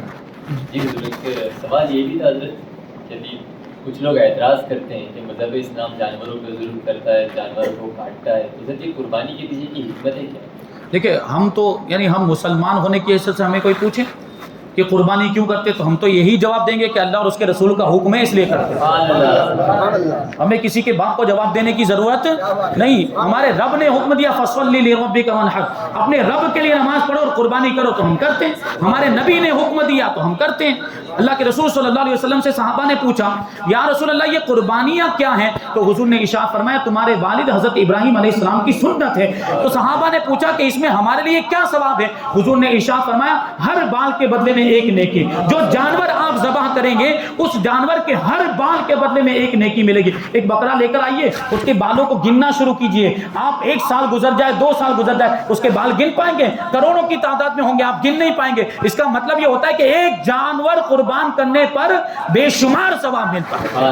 अच्छा, सहाबा जो सवाल करते हैं ना, इनका सवाल करना भी हमारे लिए कितनी बड़ी नेमत है। सहाबा इकराम का उम्मत पर यह एहसान है कि वो सवाल करते थे, तो सवाल करने की बुनियाद पर और ज़्यादा हमें चीज़ें मालूम। अब वो बाल तो हमें समझ में आ गया, तो बकरा होगा तो उसके जिस्म पर बाल है, लेकिन अगर घेंटा है या भेड़ है तो उसके जिस्म पर बाल नहीं, उसके जिस्म पर क्या होता है? ऊन होती है। तो अब ऊन और बाल में फ़र्क है, थोड़ा सा आप गौर करेंगे, ऊन और बाल में फ़र्क है। ऊन में और ज़्यादा बारीक बारीक रेशे होते हैं, और ज़्यादा बारीक बारीक रेशे, बाल तो थोड़े फासले पर होते हैं, थोड़े थोड़े कुशादा, लेकिन वो ऊन जो वो और ज़्यादा आपस में मिली हुई और मुत्तसिल होती है, और उसके रेशे भी बड़े बारीक बारीक। तो साहबा ने पूछ लिया, या रसूल अल्लाह, बाल का तो हमें समझ में आ गया कि हर बाल के बदले में 1 नेकी मिलेगी, या रसूल अल्लाह कुर्बानी के जानवरों में तो मेंढा भी है, कुर्बानी के जानवरों में तो भेड़ भी है, उसके जिस्म पर बाल नहीं होते, उसके जिस्म पर क्या होती है? ऊन होती है। तो क्या या रसूल अल्लाह ऊन का क्या हुक्म होगा? तो हुजूर ने इरशाद फरमाया, ऊन के हर रेशे के बदले में भी 1 नेकी। कितना अजीम सवाब है कुर्बानी करने का, तो फिर मुसलमान क्यों ना करे कुर्बानी? तो बहरहाल हमसे अगर कोई पूछे कि कुर्बानी का मकसद क्या है, तो हम यही बयान करेंगे कि अल्लाह तबारक व तआला का हुक्म है, रसूल पाक सल्लल्लाहु अलैहि वसल्लम का हुक्म है, इसलिए हम कुर्बानी करते हैं। और चूंकि कुर्बानी करने से दिलों में तक़वा पैदा होता है, क्योंकि रब इरशाद फरमाता, लन यनालल्लाह लुहूमुहा वला दिमाउहा वलाकिन यनालुहु तक़वा मिनकुम, कि ये तुम्हारे जानवरों का गोश्त या तुम्हारे जानवरों का खून अल्लाह की बारगाह में नहीं पहुंचता, तुम्हारे दिलों का तक़वा, तुम्हारे दिलों का खुलूस, तुम्हारी परहेजगारी अल्लाह की बारगाह में पहुंचता। नहीं, जो खुलूस नीयत के साथ, जो खुश दिली के साथ खुदा के हुक्म पर अमल करते हुए जो तुम कुर्बानी करते हो, तो तुम्हारी ये नीयतें अल्लाह की बारगाह में पहुंचती है, तुम्हारा तक़वा ये अल्लाह की बारगाह में पहुंचता है। तो पता क्या चला कि कुर्बानी करने का फ़ायदा और कुर्बानी करने का मकसद कि दिल में तक़वा पैदा हो। और आप हज़रत इब्राहीम और हज़रत इस्माईल अलैहिस्सलाम का वाक़या तो याद करें कि हज़रत इस्माईल अलैहिस्सलाम की सुन्नत कहा गया कुर्बानी को, और उसी सुन्नत को बाकी रखने के लिए इस उम्मत को भी कुर्बानी करने का हुक्म दिया गया। हज़रत इस्माईल अलैहिस्सलाम जो हज़रत इब्राहीम अलैहिस्सलाम ज़्यादा عمر ہو گئی تھی اور اتنی زیادہ بڑھاپے میں اللہ تبارک و تعالیٰ نے اولاد کے طور پر اسماعیل جیسا پیارا بیٹا عطا فرمایا، لیکن آزمائش اور امتحان اللہ تبارک و تعالیٰ نے اسی پیارے بیٹے کو اپنی راہ میں قربان کرنے کا حکم دیا۔ تو حضرت ابراہیم علیہ السلام نے چونو چرا نہیں کیا کہ ایسا کیوں، اتنا پیارا بیٹا اور اتنے بڑھاپے میں ملا، اتنی مدت کے بعد، اتنی تمنا اور آرزو کے بعد ملا، کیسے قربان کر دوں؟ وہ اللہ کے نبی تھے، اللہ کی بارگاہ میں کبھی سوال نہیں پوچھتے تھے، اللہ کا حکم ہو جائے عمل کرنا شروع کر دیتے تھے۔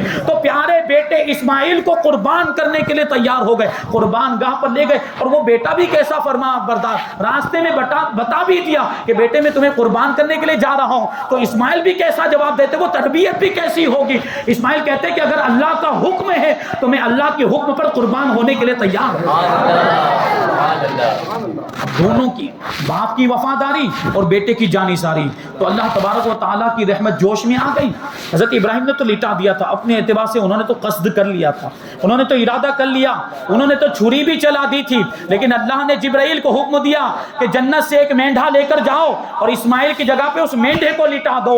حضرت جبرائیل نے اسماعیل کی جگہ پر مینڈھے کو لٹایا تو وہ چھری حضرت اسماعیل علیہ السلام کے گلے پر چلنے کے بجائے مینڈھے کے گلے پر چل گئی۔ وہ مینڈھے کی قربانی، وَفَدَيْنَاهُ بِذِبْحٍ عَظِيمٍ، وَفَدَيْنَاهُ بِذِبْحٍ عَظِيمٍ، ایک عظیم قربانی کے ذریعے سے ہم نے اس کی جان کو بچا دیا، اسماعیل کی جان کو بچا دیا، یعنی اس کا فدیہ بنا دیا اس کو ہم نے۔ تو یہ بات ہے، حضرت اسماعیل علیہ السلام اور حضرت ابراہیم علیہ السلام کی سنت کو باقی رکھنے کے لیے یہ قربانی ہم پر جو واجب قرار دی گئی ہے، تو یہ حکمت ہے، یہ قربانی کا مقصد۔ اب یہ جو بات کہتے ہیں نا کہ یہ جانور کو مارا جاتا ہے، معاذ اللہ جانور کا خون بہایا جاتا، جیو ہتیا، یہ بات آتی جیو، تو ایک بات ہم اس کو یہ کہیں گے، یہ تو وہ لوگ مانتے ہیں یہ بات تو کہ انسان اشرف المخلوقات ہے، یعنی انسان سب سے بہتر مخلوق ہے، سب سے افضل مخلوق، انسان سے افضل کوئی دوسری مخلوق نہیں۔ اور یہی وجہ ہے کہ اللہ تبارک و تعالیٰ نے دوسری ساری چیزیں انسان کے فائدے کے لیے پیدا کی۔ وَالَّذِي خَلَقَ لَكُم مَّا فِي الْأَرْضِ جَمِيعًا، کہ وہی ہے جس نے زمین میں جو کچھ بھی ہے وہ سب تمہارے لیے پیدا کیا، یعنی انسانوں کے لیے پیدا کیا۔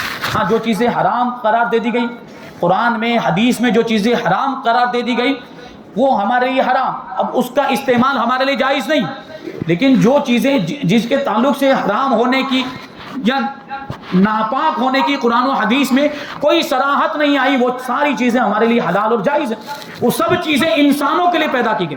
تو جو جانور حرام کر دیے گئے، ان جانوروں کے علاوہ جتنے بھی جانور وہ سب ہمارے لیے حلال، ان کو کھانا ہمارے لیے جائز، اس کو شرعی طور پر ذبح کر کے ہم کھا سکتے ہیں، حلال جانور۔ اب اس کی حلال جانور کون کون سے ہیں اس کی بڑی تفصیل ہے۔ تو حلال جانور کھائے جا سکتے ہیں قربان کر کے۔ اگر یہ ہم پر اعتراض کر دیں کہ تم جانور کھا جاتے ہو، جیو ہتیا کرتے ہو، تو ان کو شیر پر بھی اعتراض کرنا چاہیے، جنگل کے شیر پر۔ ان کو جنگل کے شیر پر وہ کھاتے کہ نہیں، ہرن کو، بکری کو، وہ جیو ہتیا ہوئی کہ نہیں؟ پابندی لگاؤ جنگل میں جا کر شیر پر، وہ تو کبھی کبھی ان کی ماتا کو بھی کھا جاتا ہے، جنگل کا شیر کبھی کبھی ان کی ماتا کو بھی کھا جاتا ہے، وہاں تکلیف نہیں ہوتی، مسلمان کھاتا ہے تو تکلیف ہوتی، تو بلا وجہ کا اعتراض۔ اور قربانی کا تصور، یہ قربانی بہت پرانی عبادت ہے، بہت پرانی عبادت، تقریباً ساری امتوں میں قربانی کا کانسیپٹ رہا ہے۔ قربانی، حضرت آدم علیہ السلام، وہ حابیل قابیل کا واقعہ آپ جانتے ہوں گے، قربانی کرنے کا حکم ملا تھا کہ نہیں ان لوگوں کو؟ حضرت سلیمان علیہ السلام کے زمانے میں بھی قربانیاں ہوتی تھی، اور حضرت ابراہیم علیہ السلام کا تو واقعہ آپ نے سنا، تو یہ قربانیاں بہت پہلے سے ہوتی آئی۔ اور یہ جو جھوٹے دعوے کرتے ہیں، جیو ہتیا اور یہ بیکار کی باتیں کرتے ہیں، یہ ان کے مذہب میں بھی وہ بلی چڑھاتے کہ نہیں، بلی ہے، وہ بت کے سامنے، مورتی کے سامنے جانور کو کاٹتے ہیں یہ لوگ، بکرے کو، تو وہاں جیو ہتیا ان کو نظر نہیں آتی۔ اگر یہ مطلب جیو لے کر چلے نا، اگر ہم جیو، شریعت کی بات نہیں کرتے، اگر ہم سائنس کے اعتبار سے کریں، کیونکہ وہ تو سائنس کو بھی تو اپنے لیے وہ دلیل مانتے ہیں، سائنس کے اعتبار سے اگر چلیں، یہ کہتے ہیں نا جیو یعنی جس کے اندر جان ہو، شریعت کی بات نہیں کریں، تو سائنس کے اعتبار سے اگر غور کریں تو پھر تو سبزیوں میں بھی جان ہوتی ہے، سبزیوں میں جان ہوتی ہے، درختوں میں بھی، وہ بڑھتا کیوں ہے پھر؟ چھوٹے سے بڑا ہو جاتا ہے، پہلے کچھ نہیں، اگتا ہے، دانے میں سے نکلتا ہے، وہ بیج میں سے نکلتا ہے، پھر اتنا بڑا درخت بن جاتا ہے۔ اور سائنس کہتی ہے کہ درختوں میں بھی جان ہوتی ہے، تو یہ اگر کہتے ہیں کہ جیو ہتیا یہ ایک جرم ہے، یہ گناہ ہے، تو پھر ان کو سبزیاں کھانا بھی چھوڑ دینا چاہیے، کیونکہ سائنس کے اعتبار سے تو اس میں بھی جان ہے، وہ بھی جیو ہے، تو بلا وجہ کا اعتراض۔ بلکہ ابھی ایک جگہ پر تو میں نے پڑھا، ہم لوگ سانس لیتے ہیں، ہم لوگ سانس یا پانی پیتے ہیں، پانی میں بہت سارے جراثیم ہوتے ہیں، جراثیم مطلب کچھ نقصان دہ ہوتے ہیں، کچھ نقصان نہیں دیتے، ایسے جراثیم ہوتے ہیں، اور ہوا میں بھی بہت سارے جراثیم ہوتے ہیں جو ہماری ناک کے ذریعے جب سانس لیتے تو اندر چلے جاتے ہیں، تو وہ جراثیم بھی جیو ہے کہ نہیں؟ جراثیم بھی جیو ہیں، ان میں بھی جان ہوتی ہے، یہ بھی سائنس نے، میڈیکل سائنس نے ثابت کر دیا، جراثیم کے اندر بھی جان ہوتی، تبھی تو ان سے بیماریاں ہوتی ہیں، تو وہ پھر سانس لینا ہی بند کر دیں، پانی پینا ہی بند کر دیں، تو بلا وجہ کا اعتراض ہے، بکواس ہے، ان کا اعتراض ان کے اوپر ہی پلٹتا ہے۔ الحمدللہ ہمارا اسلام مکمل کامل دین اور مذہب ہے، ہمارے اسلام میں کسی طرح کی کوئی کمی نہیں، اور ہمارا اسلام دین فطرت، سارے احکام فطرت کے مطابق، کوئی چیز ایسی نہیں جو خلاف فطرت ہو۔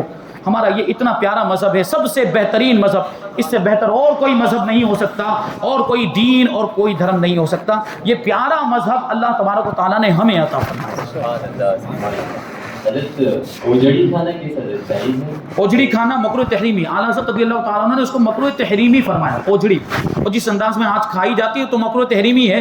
ہاں اگر کھانا ہی چاہتے تو اس کی ایک صورت ہے، علماء نے اس کی ایک صورت نکالی، وہ فرمایا کہ اس میں جو وہ جھلی ہوتی ہے اندر کی طرف، جو نجاست سے جو جھلی متصل ہوتی ہے، ملی ہوئی، جہاں سے گندگی، اس کو نکال دیا جائے تو پھر وہ جو اوپر والا حصہ جس کو بٹ کہا جاتا ہے، پھر اس کو کھایا جا سکتا ہے، لیکن وہ رہتے ہوئے جو نجاست کے ساتھ جو جھلی متصل ہوتی ہے، عام طور پر جہاں نجاست لگی ہوئی رہتی ہے اس کو نہیں کھا سکتے، وہ مکروہ تحریمی ناجائز و گناہ ہے، اور ظاہر سی بات ہے گندی چیزوں سے ہمیں بچنا چاہیے۔ اب ظاہر سی بات ہے آپ کو گھن آنی چاہیے یہ ایسی چیز کھانے سے، تو جہاں نجاست رہتی ہے اس کے جسم کی سب نجاست وہاں جمع ہوتی، گندگی، آپ اس کو کھا رہے ہیں، کیسے اچھا لگتا ہے؟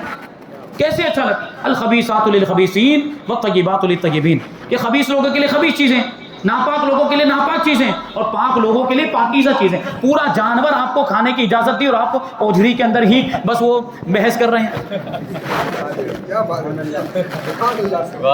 اوجھڑی ہی کیوں کھانی ہے آپ کو، جب پورا جانور اتنے، وہ آپ اس کی دستی کا گوشت لیں کتنا وہ لذیذ ہوتا ہے، آپ اس کے پاؤں کی جانب کا جو گوشت لے لیں وہ کتنا اچھا، مطلب یہ جو اور بھی کتنے الگ الگ انداز میں گوشت بنا کے کھایا جا سکتا، وہ گوشت نہیں کھانا، ان کو اوجھڑی کھانی ہے، عجیب حال ہے۔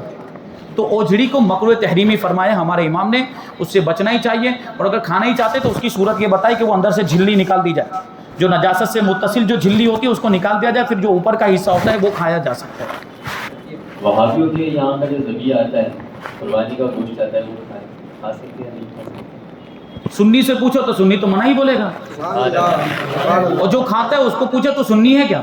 کیا بات ہے؟ گستاخ رسول سے ہمارا کوئی تعلق نہیں، رسول پاک صلی اللہ علیہ وسلم کے گستاخ سے ہمارا کوئی رشتہ، تو نہ ہم کو اس کو گوشت دیں گے نہ اس کا گوشت لیں گے، کیوں کریں بھائی ہم؟ جو رسول پاک صلی اللہ علیہ وسلم کا گستاخ ہو اس سے ہمارا کوئی تعلق نہیں ہونا چاہیے، کوئی دوستی نہیں، کوئی یاری نہیں، اور کوئی رشتہ داری نہیں۔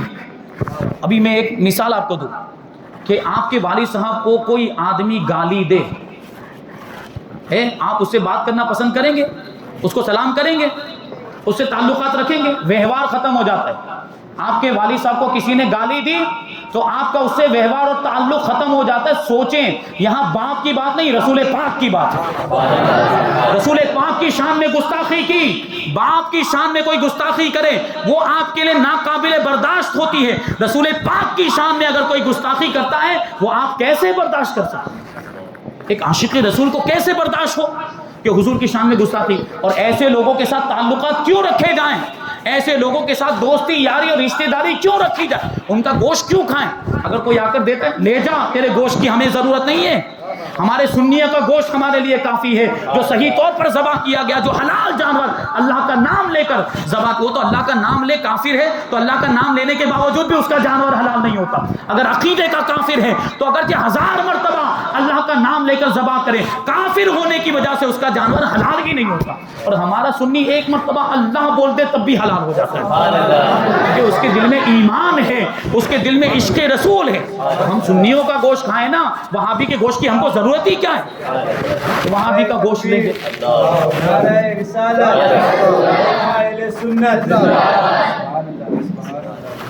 یہ سوال یہ بھی تھا، ابھی بہت زیادہ ٹرینڈ چل رہا ہے، کچھ لوگ اس طریقے کی باتیں کرتے ہیں کہ ہم تو صرف وہابیوں کے مدرسے میں بچے کو قاعدہ پڑھانے بھیج رہے ہیں، صرف قرآن پڑھانے بھیج رہے ہیں، تو کیا وہابیوں کے مدرسے میں بچے کو اس نیت سے بھیجا جا سکتا ہے؟ دیکھیے اس کا جواب بھی اس سے پہلے والے جواب میں آ گیا، یہ اس کے ایمان کی کمزوری ہے، یہ اس کے ایمان کی کمزوری ہے، کہیں نہ کہیں کچھ گڑبڑ ہے، ڈاما ڈول ہے، تبھی تو بھیج رہا ہے۔ کیوں بھیج رہا ہے؟ یہ تو بہانہ ہے کہ اچھی تعلیم ہوتی ہے اس لیے بھیج رہے ہیں۔ اگر دل میں عشق رسول ہوتا تو گستاخ اس کو پسند ہی نہیں آتے، تو گستاخ کے مدرسے میں کیوں بھیجتا؟ یہ اپنے بچوں کے ایمان کا سودا کرنا ہوا، اپنے بچوں کو ان کے یہاں پہ تعلیم لینے کے لیے بھیجنا، یہ ان کے ایمان کا سودا کرنا ہوا، کیونکہ وہ تو ہر جگہ پہ وہ اپنا وہ مذہب بگاڑتے رہتے ہیں، وہ بچوں کو بھی وہی سکھائیں گے، آپ کے بچوں کو بھی بچپن ہی سے اگر آپ کے بچے کے دل میں وہ بات بیٹھ گئی تو بڑا ہو کر پھر ان کے جیسا نہیں بنے گا تو کس کے جیسا بنے گا؟ پھر آپ لاکھ کوشش کر لے بیٹا ہم سنی، ہمارے دادا بھی سنی تھے، ہمارے باپ بھی سنی تھے، ہمارے چاچا ہمارے پھوپا بھی، تو سنی بن جا، وہ نہیں بنے گا، کیونکہ تو نے تو اس کو وہاں بھی کے مدرسے میں بھیجا، تو نے خود اس کے ایمان کا سودا کیا۔ یہ اولیاء کرام کے گستاخوں کے پاس تم لوگ بھیج رہے ہو، اللہ کے نبی کی شان میں گستاخی کرنے والوں کے پاس یا گستاخوں کو مسلمان سمجھنے والوں کے پاس تم اپنے بچوں کو بھیج رہے، کیا سوچ کر بھیج رہے؟ کہاں گئی تمہاری غیرت؟ غیرت مر گئی؟ یا عشق رسول کا جذبہ؟ تو عاشق رسول ہونے کا دعویٰ کرتے ہیں، تو کیسے عاشق رسول کہ گستاخ کے پاس اپنے بچے کو بھیج رہے ہیں؟ ہرگز جائز نہیں، ہرگز اجازت نہیں، بڑا خطرناک عمل ہے، اور خطرناک کہ دنیاوی اعتبار سے نہیں، وہ ایمان کے لیے خطرناک، بچوں کے ایمان کو خطرے میں ڈالنا ہے اس طریقے سے۔ ہمارے پاس مدرسے نہیں ہے کیا؟ ہمارے یہاں پہ ویسی تعلیم نہیں ہوتی؟ مان لیجئے کچھ کمزوری ہو بھی، یہ کہہ رہے ہیں نا کہ وہاں اچھی تعلیم ہوتی، مان لیجئے کچھ کمزوری ہو بھی تو وہ کمزوری ایمان کی کمزوری سے تو بڑی نہیں ہوگی۔ اگر ہمارے مدرسے میں پڑھائی کی کمزوری ہے تو یہاں پڑھائی کی کمزوری، ایمان تو سلامت ہے، وہاں جائے گا تو ایمان کمزور ہو جائے گا، یا ایمان سے ہاتھ بھی دو بیٹھ سکتے، ہاتھ دو بیٹھ، وہ سکھاتے ہیں کہ اللہ کے ولیوں کے مزارات پر جانا شرک ہے، اللہ کے ولیوں سے مدد مانگنا شرک ہے۔ یہ سب بچے کا جو دل ہوتا ہے وہ کوری سلیٹ کی طرح ہوتا ہے، سلیٹ سمجھ رہے نا آپ لوگ؟ آپ جو بھی بچپن میں سکھائیں گے وہ اس پر نقش ہو جاتا ہے، پھر پوری زندگی باقی رہتی۔ بچپن میں انہوں نے یہ ساری باتیں ڈالی ہوں گی، اگرچہ بیان نہ کرے، لیکن بڑا ہوگا تو یہ سب نکلے گا باہر کہ وہی سیکھ کر آیا تھا وہ، تو بڑا ہونے کے بعد پھر اپنے باپ سے مناظرہ کرے گا، وہ اپنے باپ سے بحث و مباحثہ کرے گا۔ نیاز کیوں کرتے ہیں آپ؟ فاتحہ کیوں دلاتے ہیں؟ یہ میرا شریک کی محفل کیوں کی؟ یہ تو بدعت ہے، بدعت ہے۔ پھر خود اس کے باپ پر فتویٰ، جس نے بھیجا تھا اس کے اوپر ہی وہ فتویٰ لگائے گا۔ اپنے بچوں کو ایسا کیوں بنانا کہ وہ بڑا ہو کر ہم پر ہی فتوے لگا شرک و بدعت کے؟ تو سنیوں کے یہاں بھیجے۔ اگر ہمیں اپنے بچوں کے ایمان کی فکر ہے تو ہم اپنے بچوں کو سنی مدرسوں میں ہی بھیجیں۔ ہم اس کا کوئی حل نکالیں گے کہ تعلیم اچھی نہیں ہوتی، آپ آ کر ہم سے بتائیے کہ تعلیم اچھی نہیں ہوتی، ہم آپ کے بچے کو اچھی تعلیم دلواتے ہیں۔ الحمدللہ آل انڈیا خاتم مشن کے تحت 13 مدارس چل رہے ہیں، مکاتب چل رہے ہیں، آپ آئیے تو صحیح، اور اگر کوئی کمی ہو تو بتائیے، ہم دور کریں گے اس کمی کو۔ تو یہ کیوں حوالہ دیا جاتا ہے کہ وہاں اچھی تعلیم ہوتی ہے؟ ہم بھی تو کوشش کر رہے ہیں، آپ بھی تو کچھ قدم آگے بڑھائیے۔ تو ایمان کی فکر کیجئے، اپنے بھی ایمان کی فکر کیجئے اور اپنی اولاد کے بھی ایمان کی فکر کیجئے، کیونکہ سب سے بڑی نعمت ہمارے پاس اگر کوئی ہے تو وہ ایمان ہی ہے۔ ایمان سلامت تو جنت میں جائیں گے، لیکن خدا نہ خواستہ صدبار معاذ اللہ اگر کفر پر خاتمہ ہوا تو جہنم میں ہمیشہ جلیں گے۔ ایمان ہے، کتنے بڑے گنہگار کیوں نہیں تھے، اگر مومن مرے ہیں تو گناہوں کی سزا اگرچہ ملے گی جہنم میں، لیکن ایمان کی برکت سے، عشق رسول کی برکت سے آخرکار جنت میں جائیں گے۔ لیکن کفر پر خاتمہ ہوا تو ہمیشہ وہ جہنم میں سڑتا رہے گا اور اس کی نجات کا کوئی ذریعہ نہیں ہوگا۔ تو اپنے بچوں کے ایمان کی فکر کیجیے اور ان کو ہرگز بھی وہابیوں کے مدرسے میں نہ بھیجیں۔ ایک سوال یہ بھی تھا کہ ابھی اکثر ینگسٹرز اور نوجوان ون سائڈ کٹ کٹاتے ہیں، کہیں سے چھوٹے کہیں سے بڑے، تو اس طریقے کی بال کٹانا جائز ہے؟ اللہ کے رسول صلی اللہ علیہ وسلم نے اس سے منع فرمایا کہ آدھے سر کے بال مونڈ دیے جائیں اور آدھے سر کے بال چھوڑ دیے جائیں۔ حضور پاک صلی اللہ علیہ وسلم اس سے منع فرمایا، اس کا مطلب یہ مکروہ ہے۔ یہ کیا ہے؟ اس طرح کے بال رکھنا مکروہ اور خلاف سنت۔ دیکھیں سنت سے دو ہی چیزیں ثابت ہیں، یا تو زلفیں رکھنا یا پورے سر کے بال منڈا دینا، اور یہ سر کے بال منڈانا بھی دو موقع پر ہی ہوا، عمرے کے موقع پر اور حج کے موقع پر۔ حضور نے جو بال منڈوائے بھی ہیں وہ یا تو عمرے کے موقع پر منڈوائے ہیں یا حج کے موقع پر، ورنہ رسول پاک صلی اللہ علیہ وسلم ہمیشہ زلفیں رکھتے تھے، اور زلفوں کی شان بھی نرالی۔ مختلف روایتیں ہیں، ایک روایت میں ہے کہ کان کی لو تک حضور کی زلفیں تھی، اور ایک روایت میں ہے کہ اور کان اور یہ کندھے کے بیچ کے حصے تک حضور کی زلفیں تھیں، اور ایک روایت میں یہ ہے کہ یہ کندھے سے ٹچ ہوتی تھی، حضور کی زلفیں مبارک کندھے سے ٹچ ہوتی تھی، یہ حضور پاک صلی اللہ علیہ وسلم کی زلفوں کی کیفیت۔ تو علماء نے اس میں تطبیق دیتے ہوئے یہ فرمایا کہ ظاہر سی بات سر کے بال جب منڈائیں گے تو اس کو بڑے ہوتے ہوتے ٹائم لگتا ہے، ایک ساتھ میں تھوڑی اتنے بڑے ہو جائیں گے، تو وہ مختلف زمانے کے اعتبار سے، مختلف اوقات کے اعتبار سے بالوں کی کیفیت کو صحابہ نے روایت کر دیا۔ سر منڈایا، بال بڑے ہو کر یہاں تک پہنچے، تو ایک صحابی نے روایت کر دیا کہ حضور کی زلف یہاں تک تھی، اور جب اور بڑے ہوئے یہاں تک پہنچے تو وہ صحابی دوسرے انہوں نے روایت کر دیا کہ حضور کے بال مبارک یہاں تک تھے، اور پھر جب اور بڑے ہوئے یہاں تک پہنچ گئے تو تیسرے صحابی نے اس کو روایت کر دیا اور کہا کہ حضور کی زلفیں کندھے سے مس ہوتی تھیں اور کندھے سے لگ جایا کرتی تھی۔ یہ حضور کی زلفوں کی شان، ہم عاشق رسول حضور سے محبت کرنے والے تو حضور کی سنت پر عمل کریں گے، نہ کہ وہ غیروں کے طریقے پر عمل کریں۔ یہ ایکٹروں کو دیکھ کر، یہ فلمی اداکاروں کو دیکھ کر اور یہ بھانڈ قسم کے لوگوں کو دیکھ کر ان کے اسٹائل کو کاپی کیا جاتا ہے، ان کے انداز کو اپنایا جاتا ہے۔ اللہ کے رسول نے ارشاد فرمایا، حدیث پاک ہے، من تشبہ بقوم فہو منہم، جو کسی قوم کی شکل و صورت اختیار کرے گا، جو کسی قوم کے جیسا حلیہ بنائے گا، وہ ان کے ساتھ ہی رہے گا۔ تو اب ہمیں فیصلہ کرنا ہے کہ ہمیں اللہ کے ولیوں کے ساتھ جنت میں جانا ہے یا ایسے بھانڈ قسم کے لوگوں کے ساتھ جہنم میں جانا ہے۔ جو ان کے طریقوں کو فالو کرے گا وہ قیامت کے میدان میں بھی ان کے ساتھ ہی ہوگا۔ تو اب بتائیے اس کی نجات کا کوئی ذریعہ بنے گا؟ اس کی کیسی رسوائی ہوگی؟ اگر ہم چاہتے ہیں کہ ہمارا حشر اللہ کے نیک بندوں کے ساتھ ہو تو ہمیں اللہ کے نیک بندوں کا طریقہ اپنانا چاہیے۔ تو یا تو زلفیں رکھیں۔ اچھا ایک چیز یہ آ جاتی ہے کہ پھر چلو یہ مرغے کی طرح بال نہیں رکھ سکتے، تو ہم دیکھتے ہیں علماء کرام کو، ہم پیران اعظام کو، مشائخ اعظام کو دیکھتے ہیں، ان کے بعد زلفیں نہیں ہوتی، اکثر دیکھتے ہیں، اور بعض علماء رکھتے بھی، زلف رکھنا سنت ہے، بڑے ثواب کا کام۔ لیکن یہ جو ایک ہی مقدار میں بال کٹا دیے جائیں، ایک ہی مقدار میں، نہیں ادھر سے بڑے ادھر سے بڑے، ایسا نہ ہو، ایک ہی مقدار میں پورے سر کے بال ایک ہی مقدار میں ہو، یہ مباح اور جائز ہے۔ یہ اگرچہ سنت نہیں ہے لیکن جائز ہے، تو ہمارے علماء وہ مباح پر جائز پر عمل کر رہے ہیں، وہ ان پر بھی کوئی اعتراض نہیں، ان پر بھی کوئی یہ نہ کہے کوئی کہ تو سنت کے مطابق زلفیں نہیں رکھتے ہیں، غلط کرتے ہیں، ایسا نہیں ہے۔ وہ جو کر رہے ہیں وہ بھی مباح اور جائز ہے، ان کے بھی جو بال ہیں وہ بھی شریعت کے مطابق جائز ہیں، اس میں کوئی گناہ نہیں ہے۔ جو منع ہے وہ اس طرح کے بال، جو نئی تراش خراش والے بال اور نئے اسٹائل والے بال، اور ان کو فالو کیا جا رہا ہے اداکاروں کو، جو ان کی نجی زندگی کو فلموں میں پتہ نہیں کیا بھی دکھایا جاتا ہوگا، کتنا کامیاب اور کتنا طاقتور کیا دکھایا جاتا، لیکن ان کی نجی زندگیوں کو اگر آپ دیکھیں، یہ ہیرو لوگ ان کی پرسنل ذاتی زندگی کو دیکھیں، انتہائی ناکام زندگی ہے ان کی، ڈپریشن کے شکار ہوتے ہیں، دباؤ کے شکار ہیں، شراب پی رہے ہیں، نشہ کر رہے ہیں، ڈرگس لے رہے ہیں، یہ سب تو ان کی زندگی میں ہو رہا۔ بتائیے وہ نمونہ عمل بنانے کے لائق ہیں یہ لوگ؟ آئیڈیل بنانے کے لائق ہیں یہ لوگ؟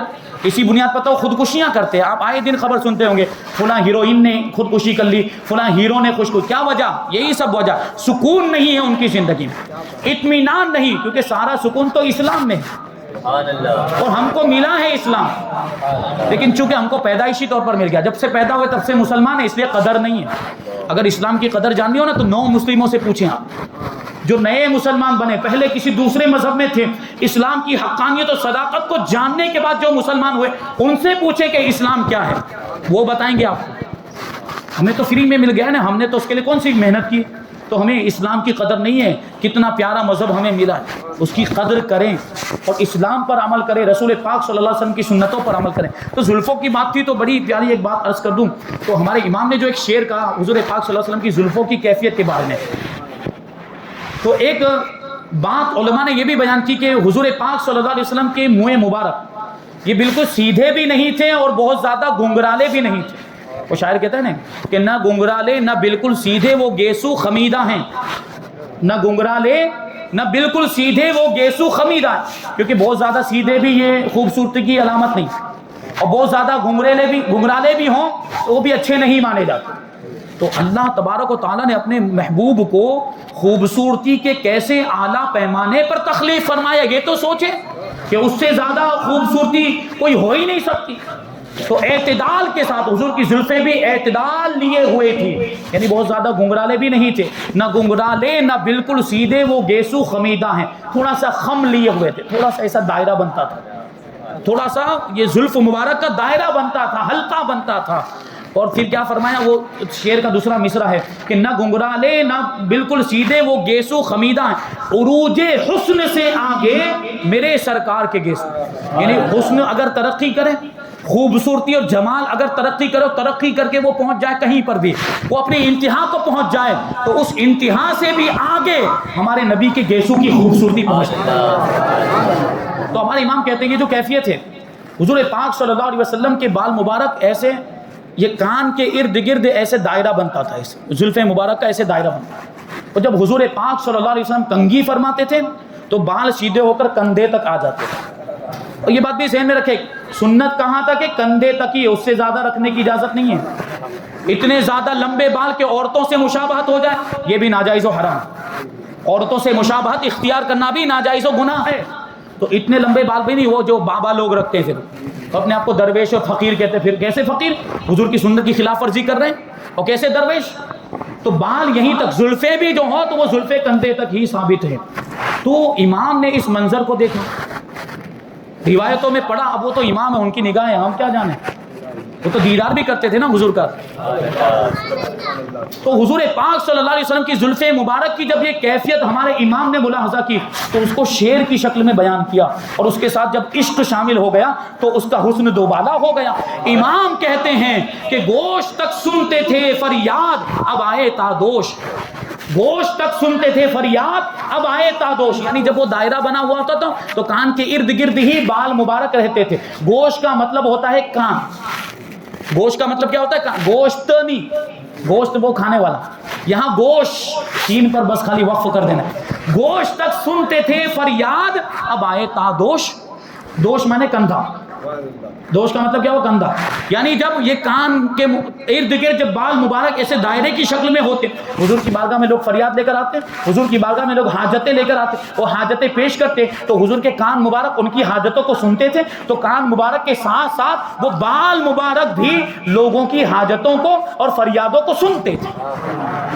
اسی کو کہا گوشت تک سنتے تھے فریاد. جب کانوں تک یہ دائرے کی شکل میں تھے تو فریاد سنتے تھے. اب آئے تادوش، یعنی جب حضور نے کنگھی فرمائی تو کندھے تک آ گئے، بال مبارک کندھے تک آ گئے. اور کندھے تک آنے کے بعد اب ان کی شان کیا ہو گئی؟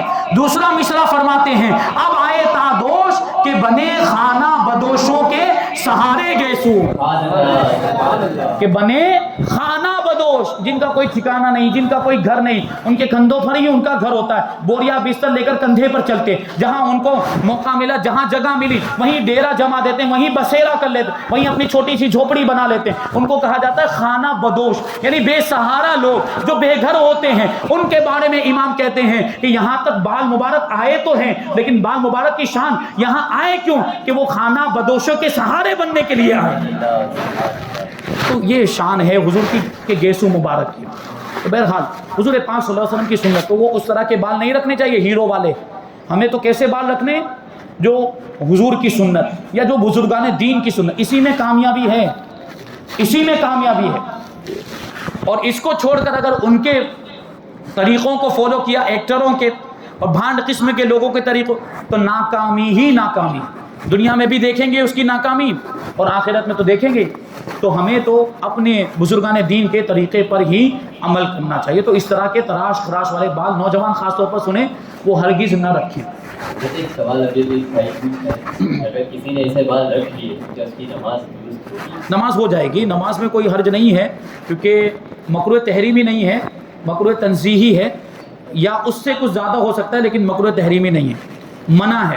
اور حضرت یہ سوال ابھی کرنٹ میں بہت زیادہ یہ چل رہا ہے کہ لوگ پھٹی ہوئی جینس پہنتے ہیں، گھٹنے پاس سے پنڈی پاس سے مانڈی پاس سے پھٹی ہوئی ہوتی ہے، اور مسجد میں بھی آتے ہیں اس کو رومال باندھ کر نماز پڑھتے ہیں. دیکھو رومال باندھ رہا ہے مطلب کیا؟ اس کو پتا ہے کہ پھٹی نہیں ہونی چاہیے. سبحان اللہ. رومال باندھ رہا ہے اس کا مطلب کیا؟ اس کو پتا ہے کہ پھٹی ہوئی نہیں ہو، پھر بھی پہن کے آتے. بے وقوفی ہے کہ نہیں ہے؟ جہالت ہے کہ نہیں؟ اگر گھٹنا کھلا ہوا رہ گیا تو نماز ہوگی ہی نہیں. یا یہ جانگ کا حصہ 1/4 یا اس سے زیادہ کھلا ہوا رہ گیا تو نماز ہوگی ہی نہیں، نماز نہیں ہوگی. تو پھر ایسا لباس پہن کر کیوں آنا کہ جس سے ہماری نمازوں میں ہی خلل واقع ہو جائے، ہماری نماز متاثر ہو جائے. ایسے کپڑے پہن کر کیوں آنا؟ ہمیں تو مہذب لباس پہننے کا حکم دیا گیا۔ میں اعلیٰ حضرت رضی اللہ تعالیٰ عنہ کی بات کروں تو اعلیٰ حضرت رضی اللہ تعالیٰ عنہ سخت گرمی کے موسم میں بھی صرف کرتا پائجامہ نہیں، وہ کرتا پائجامہ کے اوپر انگ رکھا بھی پہنتے تھے، انگ رکھا جس کو ہم لوگ جبہ کہتے ہیں، لیکن وہ جبہ ہمارے جیسا نہیں پتلے کپڑے کا، وہ موٹے کپڑے کا ہوتا تھا۔ تو سخت گرمی کے موسم میں بھی کرتے پائجامے کے اوپر وہ انگ رکھا بھی پہنتے تھے اور ہر نماز میں امامہ شریف بھی باندھتے تھے۔ گرمی کے موسم میں تو ہم اور پتلا کپڑا پہننے لگ جاتے ہیں، لیکن امام کی شان کیوں؟ وجہ کیا ہے؟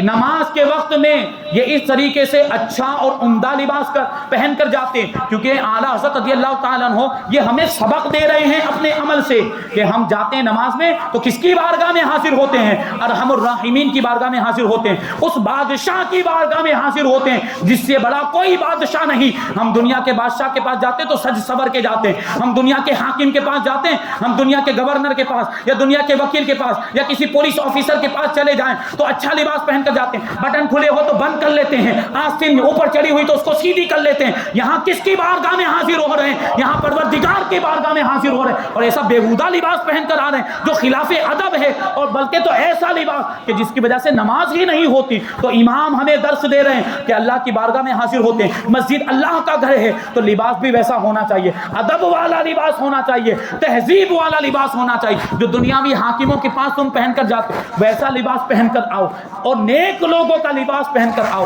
میں ایک بات یہاں پر اکثر عرض کرتا ہوں کہ کچھ لوگ اور کچھ بھائی ہمارے ایسے ہیں جو کام کاج والا لباس بھی پہن کر چلے آتے ہیں، وہ گندا میلا کچیلا لباس بھی، وہ بھی منع ہے۔ آپ اللہ کی بارگاہ میں آئے اور ایسا لباس پہن کر تو کہیں گے کہ حضرت ہم تو کام کرتے تو کہاں بدلنے جائیں؟ بدلنا کون سا مشکل ہے؟ ایک کرتا ایک تھیلی میں آپ محفوظ رکھیں نا آپ، اور بسا اوقات تو آپ کی دکان گھر کے قریب ہی ہے، 2 قدم گھر فاصلے پر اور 2 قدم وہاں سے مسجد ہے، گھر گئے کرتا پہنا مسجد میں حاضر ہو گئے، کون سا بہت مشکل کام؟ اور اگر آپ کہیں دوسری جگہ کام کر رہے ہیں تو ایک کرتا اپنے ہاتھ میں رکھیں، آپ جب بھی نماز کا وقت ہو آپ نے گندا لباس اتارا کرتا پہن لیا، کون سی آپ کی ماں مر جانے والی ہے؟ مطلب ایسے الفاظ آ جاتے ہیں جب وہ لوگ عمل نہیں کرتے، کون سا بہت مشکل کام ہے بتائیے؟ پھر بھی وہ لباس پہن کر، تو میلا کچیلا لباس پہن کر نماز پڑھنے سے بھی منع کیا گیا کہ اللہ کی بارگاہ میں ایسا لباس پہن کر آئیں جو بڑا ہی ادب والا لباس ہو، بڑا ہی مہذب، اور اس میں ہم اپنے نیک لوگوں کو، علماء کو، صالحین کو معیار بنائیں کہ علماء کیسا لباس پہنتے ہیں